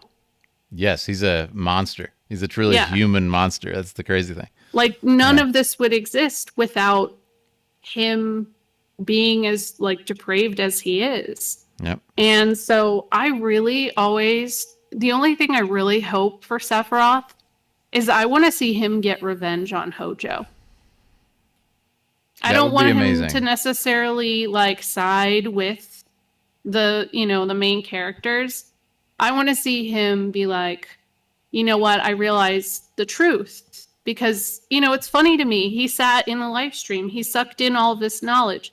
I Hmm. guess now there's proof that maybe he's lost some of that knowledge. But I'm like, how did he never find out about Lucretia? Yeah. And what happened to her?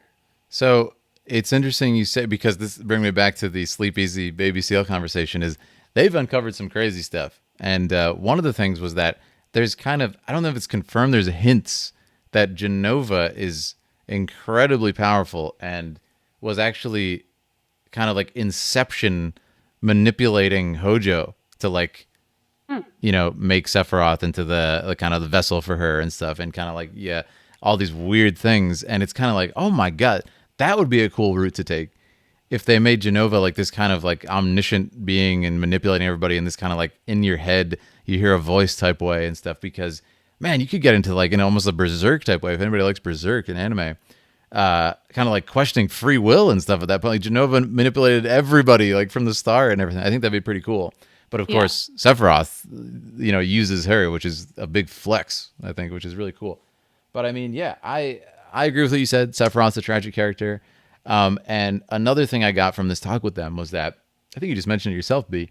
Sephiroth, when Meteor hits, he apparently like gives his memories of his younger self to Meteor and like lets them go because they're too sad. He views himself as weak. He's ascended to like, godhood at that point. Like, why would he need these mortal feelings and everything? And it made me instantly think of like what a cool way it could be for Sephiroth to die finally, like fully Yeah. die forever. If and this is just an idea I had. What if what undoes him? Somebody who went so high, like to a divine level, is reaching to a divine level and discards his human self. Like, what if getting those memories back somehow? Like maybe Aerith delivers them to him in the live stream. Maybe it's something Cloud does. There's so many options that he, it undoes him like in some way. He can't handle like those human small feelings because he's like Yeah. ascended so high, and like maybe he feels guilt, like because he's a pure divine being. Maybe it's too much for him to handle that he killed like a young girl, a young flower girl, or Cloud's mother or something. I think that would be so cool, and it could be a way to like truly destroy him forever, and also kind of be tragic, right? Because Right. he would be sad and he'd want to probably make amends, but it's too late and everything. So I Even don't know. just finding Lucrezia for him would probably destroy him, knowing that Yeah. she technically can't die. She has Hmm. to live forever because of Genova being stuck in her. My cat is meowing. What's Cute. going on? Thank you, John. Um, I think that would be a really just. I don't know. I don't know if I think Sephiroth is the end game. That's another thing, right? It could be Genova. It could be Genesis. It could be something else, right? What do you think? Genesis, What are our I mean, options? that's the big thing. After playing Yeah. Crisis Core, I kept posing this question. I was like, I don't know that I believe that it's just going to be Sephiroth. I think there's going to be a lot of forces coming Yeah. against each other. Mhm. And who's to say Sephiroth isn't going to be against Genesis? I don't think they're going to all be buddy with each other. No. So I And think this, there's going to be a lot of really interesting clashes and nuances between them. yeah. And it's just what we were saying about his memories. So guess who he forgot about? Genesis. So how Yeah. cool would it be if Genesis, like his only purpose in this damn thing is like, what if he goes and like something with Genesis makes him remember his human side and it like drives him crazy. Like, no, I don't want that. Like I was weak back then. They could do a lot of cool stuff with this and make it very sympathetic character, I think, out of Sephiroth, because we don't get so much of that post This is a hot stream. take though, but I don't want to see Angeal. I don't really care for him. Me neither. I didn't like him. I don't know. Yeah, he's too stiff. He's like a He cardboard says the cutout. same thing too many times, Yeah. but like just let him be in the past. He has a really important story. He's the reason the Buster Sword exists and stuff like that, but just don't bring him back. I hope they're not trying to like bring everything. I think Genesis has always been implied to be something that's going to happen. Yeah. I do want to say this. I don't want to see him in the Calm flashback. Because I agree. Cloud, We can't Cloud have wouldn't Genesis, remember that. Yep, exactly. And they would be probably smart enough not to do that. And also, like, kind of, it's such an iconic scene for Sephiroth. They don't want to steal his thunder in that scene with Genesis, I don't think. So we're going to take a quick second, and I think we should do our giveaway. Okay. I think it's a great time. So we are going to be giving away, guys, a copy of Final Fantasy. Was 3 available? Do you know? Yeah, it was available. Okay, so we're going to be giving away Final Fantasy 3 Pixel Remaster. Okay, so all you have to do is be a follower. That's literally, it's free to enter this giveaway. And we have it operating through Streamlabs. And we're going to give you guys, you're going to have 1 minute to enter. Once it's going to say in chat, Streamlabs has started the giveaway. You'll have 1 minute to type !Pixel. All right, guys, make sure to follow if you want to enter. And here we go, guys. The giveaway is live. You must be a follower to enter. Let's do this. !Pixel. May the best man or woman win. Let's get in there. Oh my God, Zaladin dropping bits too. It's getting crazy. Damn. Let's see it, guys. Come on. We got 30 seconds. !Pixel. Get in there. Get your chance. It's free. FF3 Pixel Remaster. Come on, guys. Let's do it. Let's do it. 20 seconds. 20 seconds. Zaladin, thank you for the bits. All right, guys. Get in there. This is super hype, guys. You got 10 seconds. Oh my God, Rem has just gifted 20 tier 1 subs. Holy shit. This is insane. Wow. Thank you so much, Rem. That's crazy. Remanuzo. Holy mama. That's a lot of subs. And it is over. We're going to pick the winner in 3, 2, 1.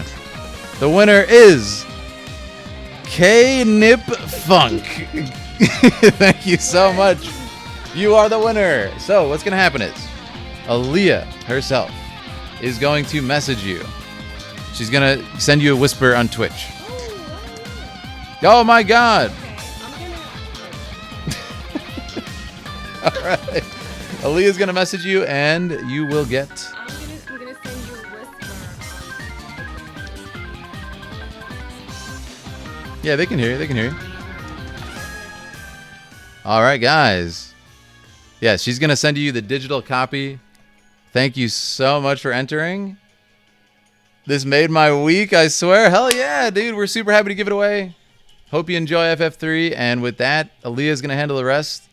And let us get back to the talk with B. And you want to say hi to B too after? You're welcome. Oh yeah, where's B?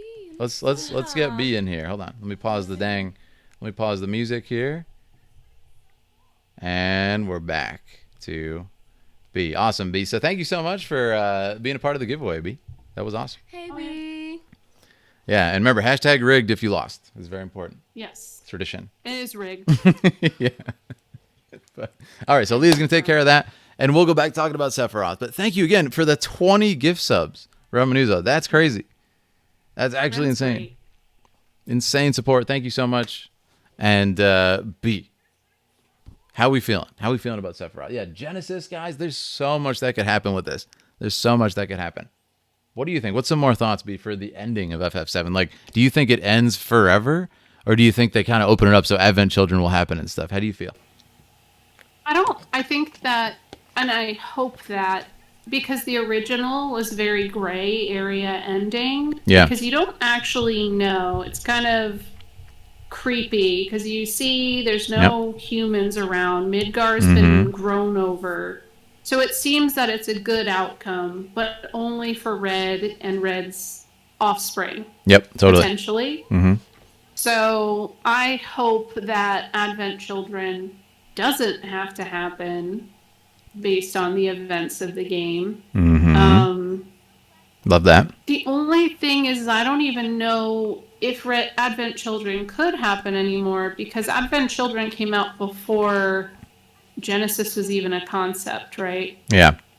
It was, I think, it was Advent. If I remember the order, it's like Advent Children, Dirge of Cerberus, and then Crisis Core, I think was the order. This stuff came out. I do hope they bring back Barrett's mesh tank top from Advent Children, though, because we all love that. It's a good look.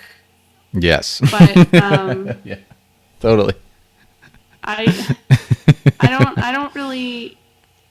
I hope for a better outcome. I hope that they're doing this to show a better outcome, but I also think it'd be really cool if they found a way to do different endings.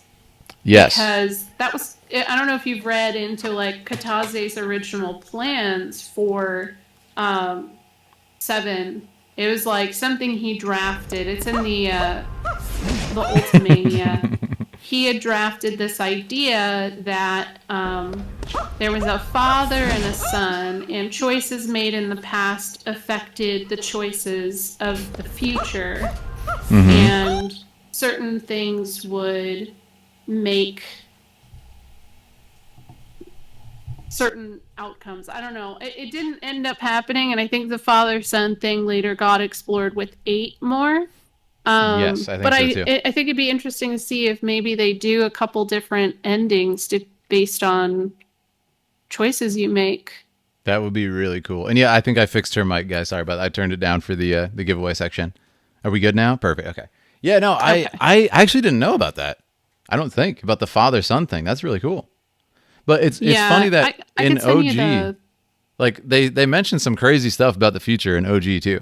Like Sephiroth literally says, "One day I will control the future" in original FF7. So like, it's there. You know, there's a lot of really cool like material for them to play with, and I think that's what they're doing at the end of the day. And I will say, as I've said before, and don't worry about the camera battery, okay?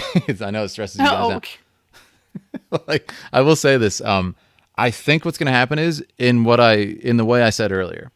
A sign of a good story is you can casually enjoy it, you can watch it, and then you can go back to your life and enjoy it, right? What is going to happen if they're smart about this is it will be very easy to understand, but all of us who love digging into it, like all of us in the chat here, me and B, all of us who love this rich lore and this rich kind of like breadcrumb trail will be rewarded for looking deeply into it, and we'll get our theories confirmed and everything, and won't be like totally vague. But I think what happens is they don't ever really make it very clear. Like there's not going to be like an exposition scene where it's like, and then Sephiroth went to the future and did this stuff, because that's sloppy anyway. Nobody wants to see that. But I think they confirm it with like kind of subtle but definitive hints for us who actually care about that sort of thing. And then it still has what I like to call the end of FF7, like confidence in storytelling, right? Because you see, look, the world explode essentially at the end of FF7, and like you see all the characters go like, blinded by light, and then it's just over. And like B said, okay, so everybody died except for Red and stuff. So I love the confidence. Same with the ending of FF10, right? It's a little vague. It's like, wait, what happened to Titus? Or Titus, of course. And I hope they still have confidence in it, but they do definitively end the story of FF7. Like, I hope they don't end it with, oh shit, there's going to be a sequel. That would be, I think, a poor choice. But I agree. I think that they're going to want to tie it up after working on it for so long. I feel like I see them with, let's finish this. Yeah. I think they do too.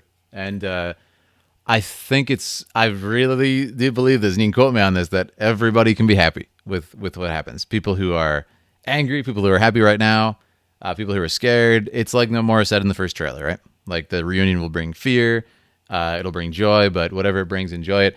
And Crystal is raiding with a party of 50. Oh my God. What's going on, Crystal? Thank you so much for the raid. Holy shit. Welcome, everybody. I hope you're having a great day. And guys, if you don't know Crystal, she's a fantastic friend. fellow streamer and artist. And me and her recently did a Final Fantasy VI competition, which was so much fun. It was so much fun. And yeah, check out Crystal if you don't. And I actually have a Crystal command in chat. Let me do that right now, because you can check out her art on her Etsy, and you can actually purchase it. Fantastic, fantastic art. I fully recommend it, and I hope you guys check it out. So please, please look at that. And it's the perfect gift for like our nerd friends and everything. So cool, big pieces. Check it out, please. Can't recommend it enough. But if you guys don't know me, my name is Philip. I'm a filmmaker. We're having a great talk show tonight with B. It's a lot of fun. And if you guys are kind of wondering what goes on in this channel, what the deal is, I will play for you a quick video that kind of gives you an idea. And we are back. Guys, I hope you enjoyed the video. Yes, that was my immortal. And we are back with B. And we're talking about Final Fantasy. We're having a great night. If you guys have any questions for me or for B about what we're doing, we recently just gave away Pixel Remasters a couple days ago. It was so much fun. And yes, I did cosplay as Kefka and Waka, a scuffed Waka, which pretty much looked like a male stripper. It was so bad. But yeah, it was fun. So we have a blast here, guys. Let's get back to B, though. Fantastic fellow content creator like Crystal. And we're going to talk about a couple more things. And B, do you want to move on to those other topics, or do you want to talk about 7 more? Do you have any more like stuff you want to get out to the world about 7? No, I think the Scarlet thing was my big one. Okay, perfect. Because I have not really talked about that with anyone. Like Scarlet I'm is so glad. just burning a hole in my brain ever since seeing intermission stuff. I'm so glad that you said that, because I love that stuff with Scarlet. And that was the one thing, because Heidegger got so much screen time in the first one, and I was like, oh, I need more Scarlet. She's such an interesting character. So I think we get it. Yeah, thank you. And again, thank you again to Crystal. And you could also see in that video clips from me and Crystal's FF6 event. That was the Kefka stuff. It's a lot of fun, so check her out. But guys, we're gonna move on to the Pixel remasters. So have you played them yet, B? You said you haven't yet, right? I've been playing FF1. Oh, you haven't played slowly. FF1. Same with me. I've made it to the Marsh Cave. Oh, that's a hootenanny, the Marsh Cave. Yeah. That place is a hoot. But yeah. I love the Pixel remasters, and one of the main reasons is the music. Now, I think B's probably gonna agree with me here. Growing up with these songs, and hearing them in like the NES sound font and the Super Nintendo sound font and stuff has been so amazing to finally hear like the instruments, because Nobu's back for this project. The instruments that he was thinking of back then. Like I always say, it's kind of like I imagined what instruments he was playing, and then he also did, right? But then we just got the NES sound, and now we get to finally figure out like who was right and everything. And it's just so cool and such a pleasure. But so what has stood out to you the most, B, for someone who's grew up with Final Fantasy? Like, what has been the most meaningful, emotional part of the Pixel remasters? Yeah, I think music for sure. So 1 through 3, they weren't the ones that I grew up on, but I definitely have nostalgia for how much of a pain FF1 can be at times. Yep. But the music is really, really well done, and I really like how it looks. I know when they first started showing the pixel models, people were kind of complaining about how I think it's well presented. I agree. The font, I know people don't like the font. You can mod that. I saw someone mod it to be the Earthbound font, and I think it looks wonderful. Yeah. But the thing I'm really excited about is we were talking about the FF7 modding community. I've already seen really cool mods coming out for FF1. There's one where you can change your characters into FF9 characters. So Whoa. White Mage is Garnet with her little with her little like hood on. That's so Thief cute. is Amarant. Vivi is the Black Mage. Steiner's Knight. No, actually, Thief was Zidane, I guess, and then Amarant was Monk. I guess would make sense. Oh, that's perfect. I don't know. I was like, that's such a, and I had said that from the get-go. I'm like, I am so excited to see what modders do with this, because there's so many things that open up. with this. And that, I mean, that's why I want to see Tactics get the same treatment. Oh, Tactics. But yeah. I mean, it's only been out a couple weeks. So in a couple months, there's going to be hard mods. There's the complaint of the extra content, which I originally was kind of frustrated to hear that, like, the stuff that was in PSP and GBA. Yeah. No, that's not there. Yeah. It's like, it's okay. Like but BGG says, like, it's not the best content because it wasn't made by the original people. So it's just kind of just like, it's kind of just like, here's more time to fight stuff. Like, it's very phoned in. So I'm personally fine with it, but yeah, you can mod in whatever you want. Exactly. Yeah. So I think it'll be great. They could probably mod in better stuff, quite honestly. It's kind of like, it's lackluster to say the least. But I mean, I agree, like, extra content's always fun, right? Even if it's not like the best thing ever made. So I love it so far. And the other thing is, so people have said, like, oh, they're getting hate and everything in the chat. What a lot of people aren't looking at these as, which I have been, is that they're preserving the original aesthetic and they're immortalizing them. It's not like they tried to give it the best graphics ever and this is what they came up with. Like, they're preserving the feeling of Final Fantasy, and that's what it is. It's pixel art. It's like we said about FF6 earlier, right? What B said.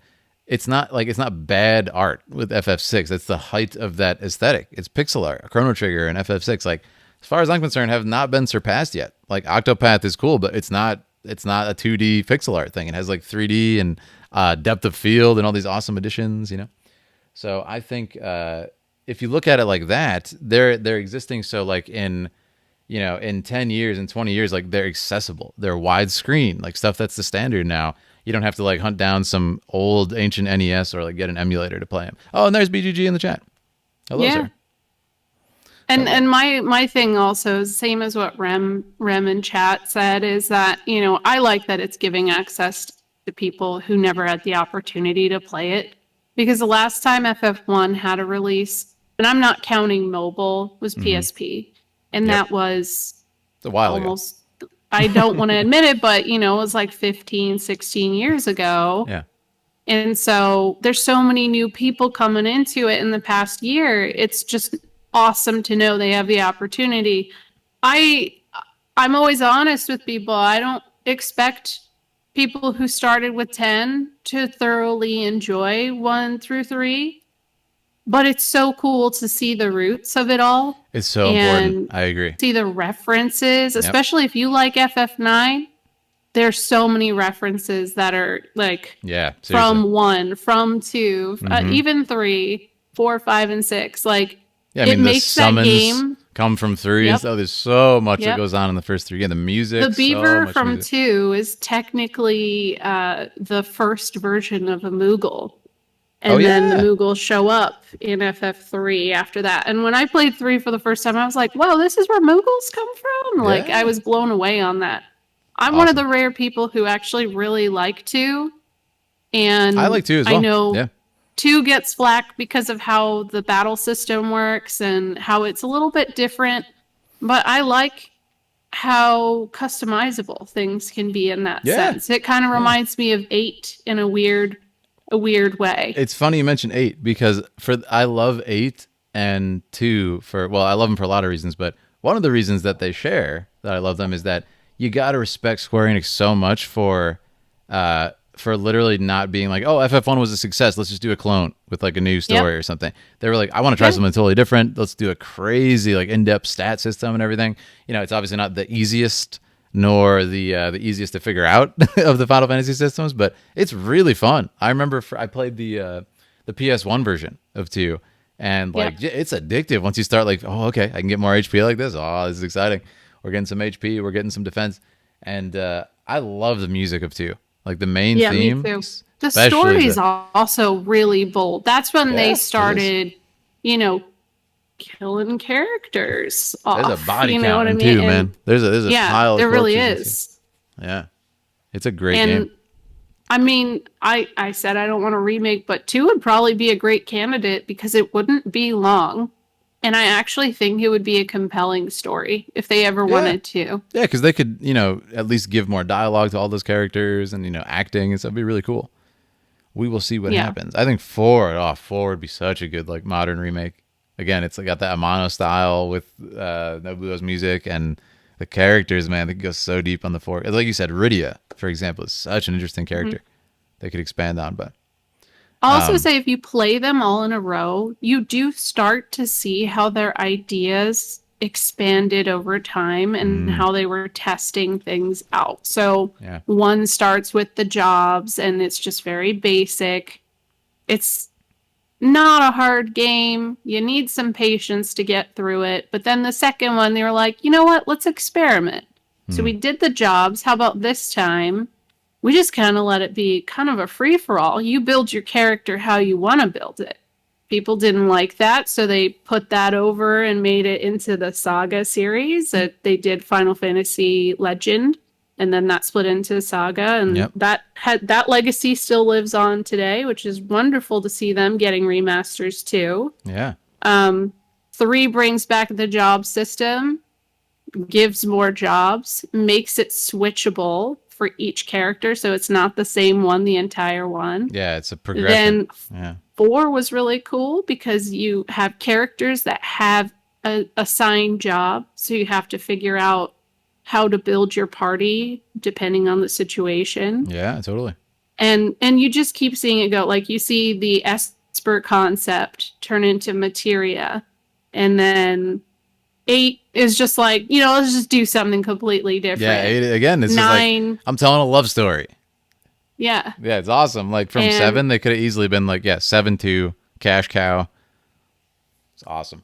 I love it. So Yeah, I mean, 9. that is one really cool thing that you start to see, like, okay, I see where their ideas came from. Yeah. They're really trying to work on things and optimize them. And some things don't work for everyone, but like I said, with 2, I didn't mind it. I thought it was fun. Yeah, I agree. 2, it's like you said, everybody has their favorite Final Fantasy, and 2 there's a lot to offer with it. I would not write it off, especially with the new soundtrack. It is incredible. The 2 Pixel Remaster is like mind-blowingly good, especially the main theme. So check it out. They've added like 3 minutes of song to that. It's absolutely glorious, with Nobuo overseeing it. So it's incredible. But yeah, I love what you said about this progression, B, because for me, I said it about FF7 Remake. Like that battle system is the culmination of every single battle system in every Final Fantasy game, like being combined into this just like awesome cinematic strategic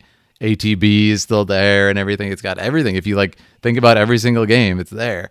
Yeah. And it's so cool to see where they're going with the series, and of course with that, why don't we take a look at 16? Because I know we wanted to go a little deeper into it.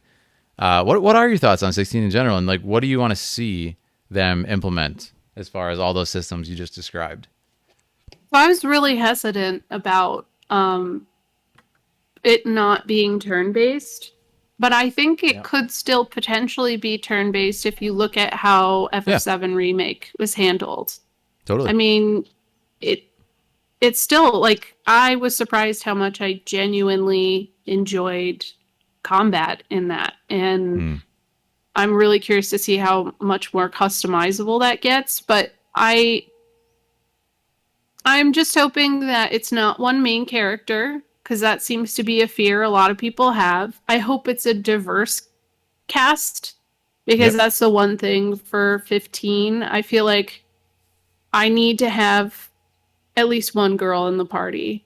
Like, there has to be one girl. Otherwise, it just feels like an overload. And there were definitely some strong female characters in 15, like Aranea. Yeah, amazing character. For sure. Like, I just hope they have a good, diverse cast. I mean, I have said it since I saw the trailer. It seems like it's Ivalice.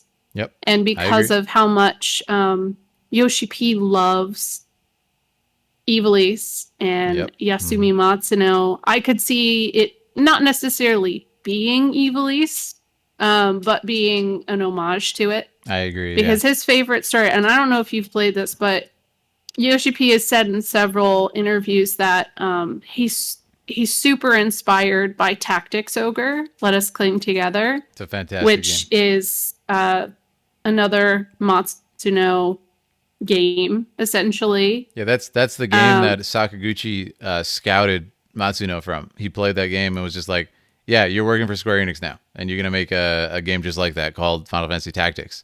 And then he's like, yeah, and you'll also be helming a mainline title one day, which was FF12. So I mean, that's a powerful game.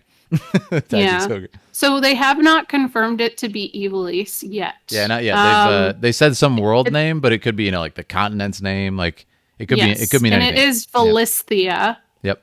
So if that's not an like an anagram or something. Valisthea. Yeah. Yeah. I mean, yeah. It's very similar. So we'll see. I think either way, like, you could easily slip in like Hitoshi Sakimoto music and it's going to fit right in. And the character designs. I don't know if this was your concept. I think you may have suggested this when the trailer dropped, that it definitely seems like Soken is doing it. And that would make sense with his history working with Yoshi P. But I think it'd be so cool if it was Soken and Sakamoto. I agree. Because Soken does like to work with multiple. Yep. And then Iwata, I think, is the other one that Sakamoto usually works with. Yep, exactly. Yep. Yeah. They did like so Ogre just Battle the three and of stuff. them. Yeah. Mm-hmm.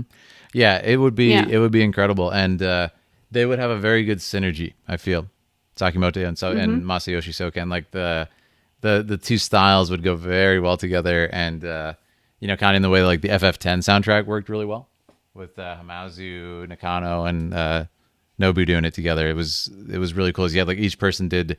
Oh, Nakano's gonna do like the ambient type songs, like the underwater ruins and stuff, and then Nobu's gonna handle like the main themes. Hamazu's gonna do like Mount Gagazet and a lot of these like location themes, Besaid and stuff, and it was just a smorgasbord of like awesome sound. So I'm totally open to that.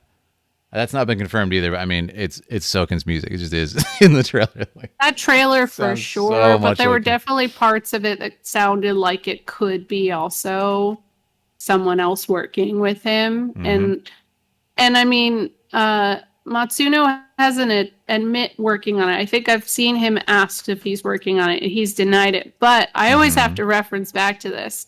Right before it was announced, Yoshi P straight up denied being involved with it, even though he had been saying that he's working on something. He's working on another project, and he has been since 2016. So, I think if anything, if it's not directly Ivalice, it's definitely going to be inspired by, or there's going to be references. I think it would be really cool. I think there's a lot of like Vagrant story already. I said this earlier, just kind of awesome, popping through because of Joshua, and even just in. Yeah, and they say like the Duke, and so I was like, man, this is just like Vagrant Story. He looks like Joshua. He's got the same hair and everything. So I don't know, man. It's certainly referential, if not related in some way. And the story seems like it's already very dark, like tactics, probably very, very political, which just kind of falls into that. Just how those stories already flow. So I don't know if I expect people to like it as much as, say, FF7 Remake. I feel like Ivalice doesn't sit well with everyone.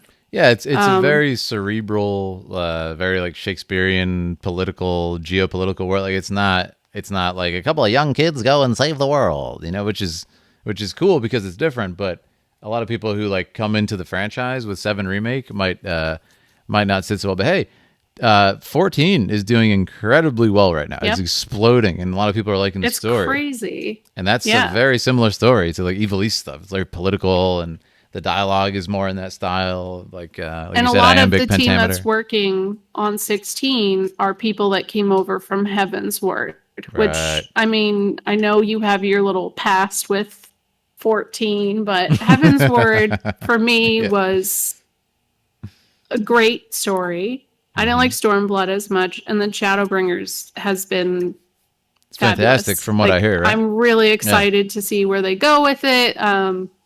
They do lore building, and I hope they bring in the lore building people that they have on 14 to come on to 16, because lore is such a big thing, and loving those NPCs just like we do with the ones in 7 Remake. If they do that, I think that'll that'll be the thing that wins people over. Yeah, that would be fantastic. And I agree. Like I have a complicated relationship with Final Fantasy 14.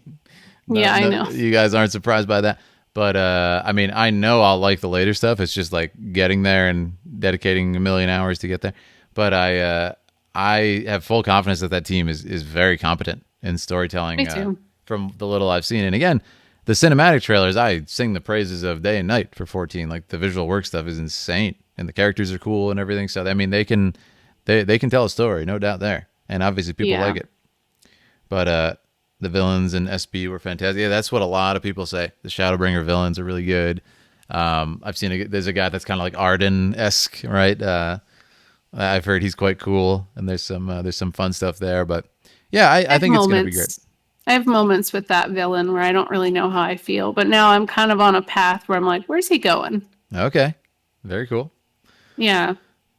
We will see. Oh, you said Stormblood, not Shadowbringers, BGG. Okay. Oh, you were talking about yes, I know that one. Yes, he does kind of have a very Arden-esque vibe to him. He was probably one of my favorite written villains in the series. That's awesome. And yeah, that's a big thing to say too.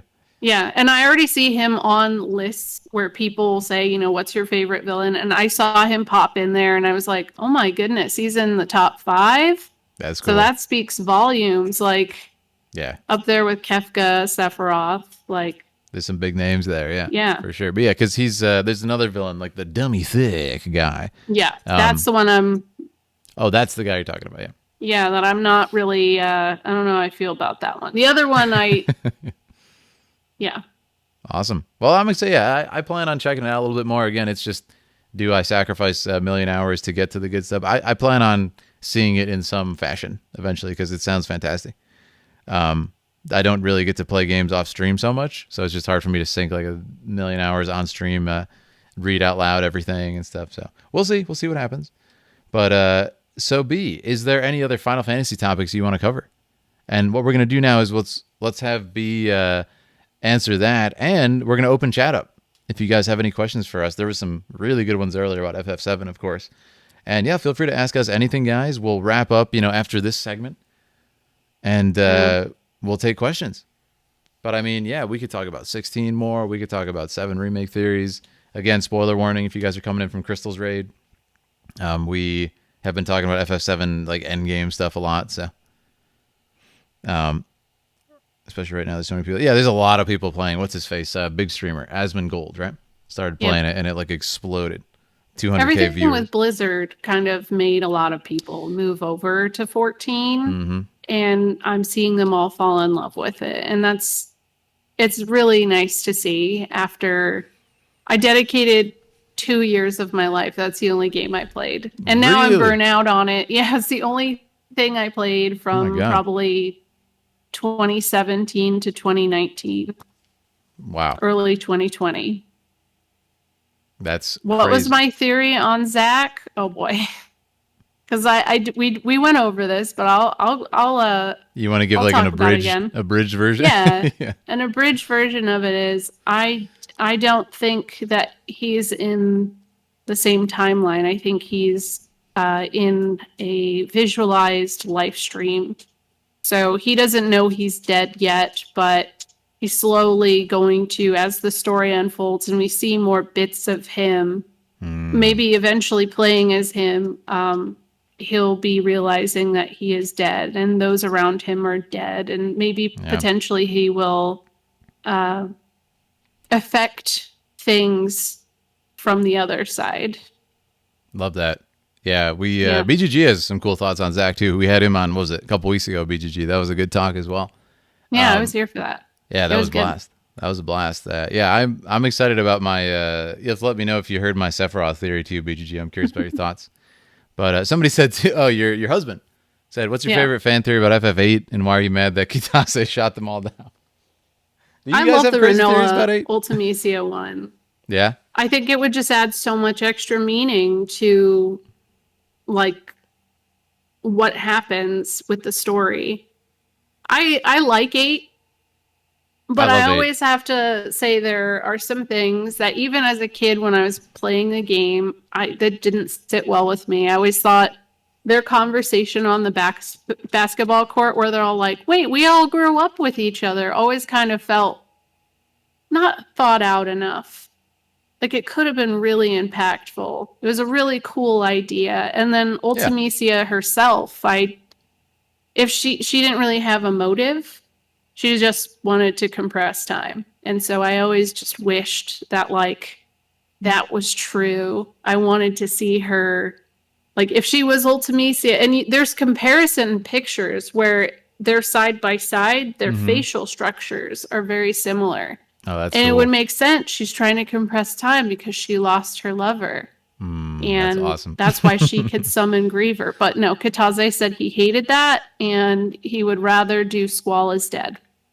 Wow. Which also is a cool theory. I also like that because the vibe of disc 1 is just really cool. And then after that, it's like, well, there's a lot of weird stuff happening here. Like, yeah, I love FF8, and I think, like you said, like a lot of scenes like that would just benefit so much from like the FF7 treatment with having lenses and actors and stuff, because such an impactful scene, but because of budget they couldn't even do like a visual work scene for that, so they just kind of sit there and, like you said, dialogue boxes pop up and all of a sudden we remember and everything. So a lot of that I feel is just like it could be told better and more clear, but I really enjoy FF8 from a cinematic standpoint. There is some crazy stuff. Like the opening of that game is mind-boggling to this day. yes, It's like Dalit, when they arrived to Dalit. oh my god, yeah, it's Could incredible. you imagine if the game just kept going up? Like just that energy from there, the game I think would have topped 7. Yeah, and I mean you But- have like the scene where it's where that song "Movin'" plays, where you have like the two garden battle with like the motorcycles flying over. That is crazy, creative is. stuff. Like incredible scenes, incredible music. I think some of Nobuo's like most unique songs are in 8. It has a very different sound than any other Final Fantasy. Like a lot of electric piano and stuff. It's a great game. But we'll see. I think if any other game gets remade, it's probably going to be 10 or 8. Because those are some pretty popular titles. I always make the joke that 10 is the Skyrim of the series, so I don't want to see anything else happen with it. I love 10 for what it is, but just please stop. I know there's the rumor out there about 10.3, and if it happens, I'll play it. Of course. But I hope it has nothing to do with that 2.5. I don't know if you've ever heard it, but there was this like audio play. I heard it. And I thought life. it was funny in the interview that was circulating, since Nomura seems to be the person that everybody blames all bad writing on. He made a point to go, Nojima wrote 2.5, but I think that if this happens, I don't know if he'll use that story. Yeah. So I think he made a point to go, I didn't write that. Yeah. And now, if that's what happens, it's not my fault. The one thing that Nomura did do for the 10.5 or 10.3 thing is he drew Titus. And he drew him looking like Jecht with Jecht's bandana on his head and stuff. And that shit made me emotional. That is amazing. So like if they could do a 10.3 that is good. They could go there. But just like any story, it's all about execution. I don't know if there's more to explore with that story. It's just one of those things for me where, like, if it goes with the 10.2 or like 10.2.5 or whatever, it involves Yevon coming back and like there's a lot of stuff in there that has like potential, but was really weird and like rushed, and I don't know. I don't see them doing it 100% either way, but we'll see. I love it, but quite honestly, I would much rather just a remake of 10 with like the 7R treatment with like better facial capture and everything, and redoing the soundtrack, the graphics, deepening the story, give us a prequel or more flashbacks with Braska, and I'm happy. That story is near perfect as far as I'm concerned. So yeah, we will see. I did see another question, and by the way, I agree with BGG. That interview was very blown out of proportion. Yeah. Because The articles were like, they are confirming a 10-3 is happening, but when you read the article, it says Yeah, it's something like like, propaganda. well, there's a non-zero chance that Mm-hmm. we will, Yeah, which is they're like, busy with 7 Remake for like another 10 years. They're not gonna, yeah, so not it's gonna happen like, anytime soon. that's the most vague response they could give to shoo people away. It happens to Kataze all the time. After 7 Remake came out, I remember there were 2 instances. He was asked questions. Okay, would you love to see a Parasite Eve remake? He was like, that would be really cool, but as far as I know, it's not in process. Yeah. Article said Parasite Eve remake confirmed by Kataze. Yeah, And then I think insanely blown out of proportion. FF5 was another one. Yeah, FF5. they need their he clickbait he was asked. ad revenues that like people the gaming sites of late have been ridiculously disingenuous. Like, I mean, not that there's anything new, but those particular ones, I was like, oh. Same thing with 7R, right? Like, yeah, no integrity of the journalists these days. Like for 7R, they said in an interview, I think it was Toriyama, was like, it's going to be the same story. So get excited about that. We want to make sure we preserve your memories of your favorite story, FF7. So don't worry, it'll follow the same structure. And if there's changes, it's going to be changes like the Honeybee Inn, like made better, updated. So it's more, it's great. Like it makes you feel good. It's not going to be, outdated and weird and stuff.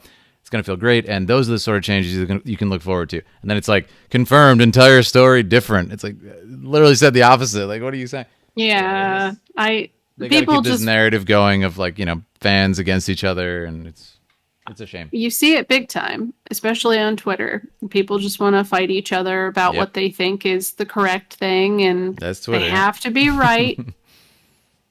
Yep. But somebody had asked about favorite summons Ooh. espers. Oh Good yeah, what is question. your favorite implementation of espers, aeons, and summons? Mm-hmm. And I like 6. 6 is awesome. Yeah. And I like how you can see how that's inspired later games for their ideas for summons, but I really, really like 12. I didn't like it originally because originally I was like, oh, well, I'm used to Shiva, I'm used to Ifrit, Ramu, all of that. But I like how those signs connect to like a zodiac sign, and there's a whole Very cool, yeah. interesting meaning of scions of light, scions of darkness. Like there's a really interesting lore behind the espers, and that's always just been really super intriguing to me. So I think that's my favorite representation. Yeah. Is that game. And I know that's not a popular one, but Yeah. I thought they were there's cool a lot too, of yeah. really cool lore behind it, and getting them is not easy. It's a real pain. Yeah, I like 12 as well. Like it's like I always said, it's cool that they do something different. They still paid homage to Shiva and Leviathan and stuff with the airships, like, and they did something different. They're coming back in 13, 14, 15, 16, like, and oh, that's exciting by the way. 16, Yeah. like you saw Shiva and Titan and stuff. Oh, they look crazy. I'm glad they showed Shiva out the gate, because that's as soon as a Final Fantasy is announced, I'm like, all right, what's Shiva gonna look like? I'm really excited. Yep. And it was pretty cool in 15. But I think that was when you literally had to play the game. They didn't reveal her ahead of time. I don't so think they did, showed yeah. her There's a bit of immediately. a mystery Well, there. Yeah. Shiva's identity is like a huge spoiler. Yeah, that's probably why. I do right? remember that. Yeah. Yeah. Which I thought was actually that was a cool part of the story. That was a very cool concept. Again, that kind of just happened, and you're like, oh shit, this was probably planned to be a big, like, in-depth thing, but had a couple scenes. Yeah, but I thought it was cool in 15. Preview we got a 16 was a low-res poly early form. Yeah, that is true. They literally said like, yeah, we're tired of hearing people say every Square Enix trailer focuses on graphics. So we wanted to give you one that showed more story, and we're going to polish it later. And of course, everybody was like, looks like shit. Oh my God. Like, by the way, it doesn't. Like, look at that trailer. No. It's insanely high detailed 4K, like, stuff. So it's exciting that they haven't even, like, polished the graphics yet. So. The main character, I think a really interesting thing people have pointed out from that trailer might be a blue mage. Really? How's that? That's cool.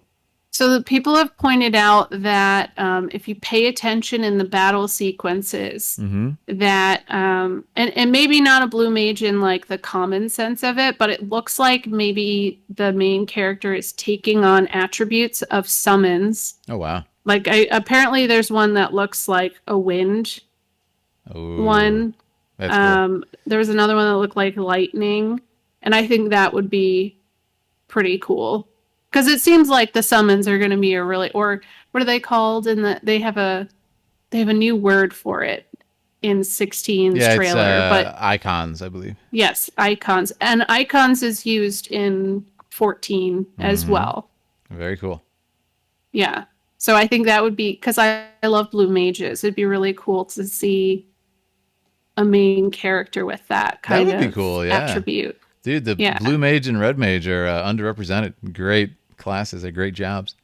Ray tracing, yeah, I agree with BGG too. Like the PS5 is insane, and the stuff that they can do. I always say this about 7 Remake, right? It's like the stuff they are gonna do in Part 2, we can't even fathom, man. Like it is not gonna look like Part 1. Like these kind of like mini maps, and we have to like walk to the next one and transitions. It's just not.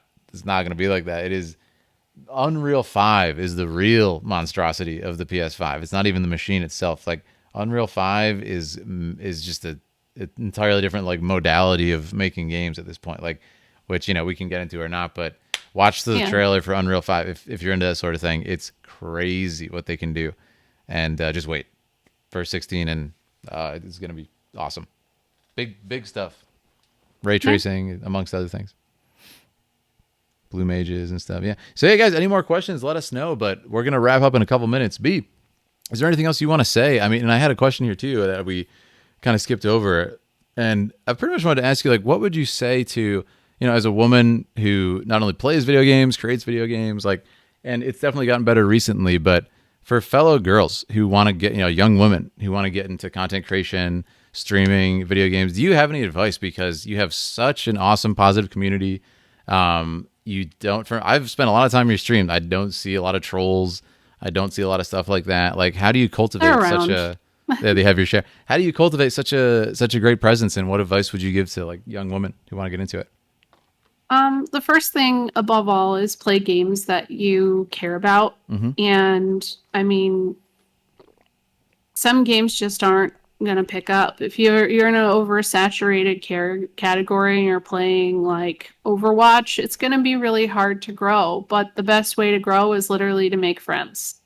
Go watch people who are playing the same thing as you and feel the same passion as you. I mean, I remember I found you about a year ago. I was playing FF12, and I think you were playing Remake, and I rated you because you were in my recommended section, and it said filmmaker plays, and I was like, well, that sounds really cool. I'm going to go. And I was like, all right, followed. What a great, interesting person. Thank you. Always really enjoy hearing your perspectives on things. And I mean, I've met so many really cool people through this, and it shouldn't just be, you shouldn't want to go into streaming and content creation just to be some kind of icon, Agreed. Like that's the last thing I want. I'm close to that partnership number. I still have a little bit to go.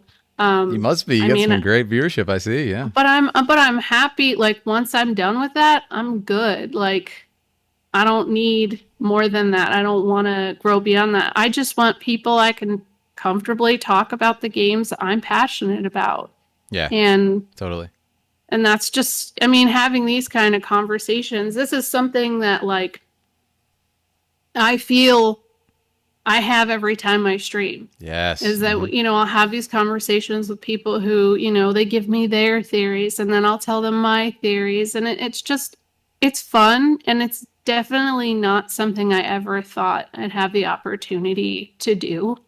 Yeah. It's just, if you told me 10 years ago I would be talking with people about video games every single night, I would be like, okay, sure, you're gonna be working for Food Network forever. Like, I guarantee you that I just never expected it. And the biggest advice I always give new people who are getting into it, turn your numbers off. Don't look at your stats. Have fun. Don't stress Yeah. out about it. Have fun. I Play agree. things you feel that make you feel, and people will find you That's beautiful. if you're passionate about it, and I agree. but definitely go watch other people because it's not a one-way platform. Yes. You have to go out there and talk to people and Yeah. I agree. have those conversations. And again, Aaliyah, your call if you want to come over or not. But like me and Aaliyah love your stream, and that is not a thing that we say incredibly often. Like we love just chilling your stream. Whether we're lurking or not. We love chatting with you guys too. But it's just it's a cozy, comfortable environment. It's very welcoming. There's no like toxicity and negativity and stuff. You got a great community. I see a lot of them in chat here, moderators included, right? And it's just like it's a lot, and you have to, just like B said, you have to talk to other people. So it's a joy to do that in a space where the people are nice and the people are welcoming, like B. And I talk about this a lot, but coming from the martial arts community, literally the most toxic community on earth. Like I always joke, if you think the fighting game community is like toxic and insecure and stuff, think about actual fighting and like what sort of insanity that breeds, right? So it's so refreshing in the past few months, like to connect, in the past year, to connect with people like, BGG, who's in chat, who I've, watched for years now. B, like we said, we found each other about a year ago. And, Baby Seal, Sleepy, like the list goes on. All the people I've had the pleasure of having on recently. And yeah, it says a lot. Like, Unileska on the other day, another awesome, positive creator. And, yeah, it says a lot, B, that you have one of those communities that's just super welcoming and not intimidating. Felt very welcome just hopping in your Discord and everything. So pleasure to have you on. Please keep it up. And, we want to see you hit that partner. We'll be raiding you and helping you out in any way we can. But guys, please check out B. Let's get her there. And, anything else you want to say, B, but thank you for being on. I don't know. I don't like do anything else other than this. I just work my job and play games. And I mean, you can find me at iZombie at Twitch. That's it. We're cool. Absolutely. Love it. Also, actually, no, I have one thing that I would like to ask you to do because you have a good voice. Please. We're doing this thing where I have a channel point redeem where people are doing spicy, safe for work fanfics. Oh, no. About characters in, well, a lot of them are Final Fantasy, but I think there's a tangent last night about Garfield. Oh, God. Would you, if we wrote one for you, would you read it? It depends. And record it? Yeah, it won't be raunchy. The whole thing is that it has to be safe for work.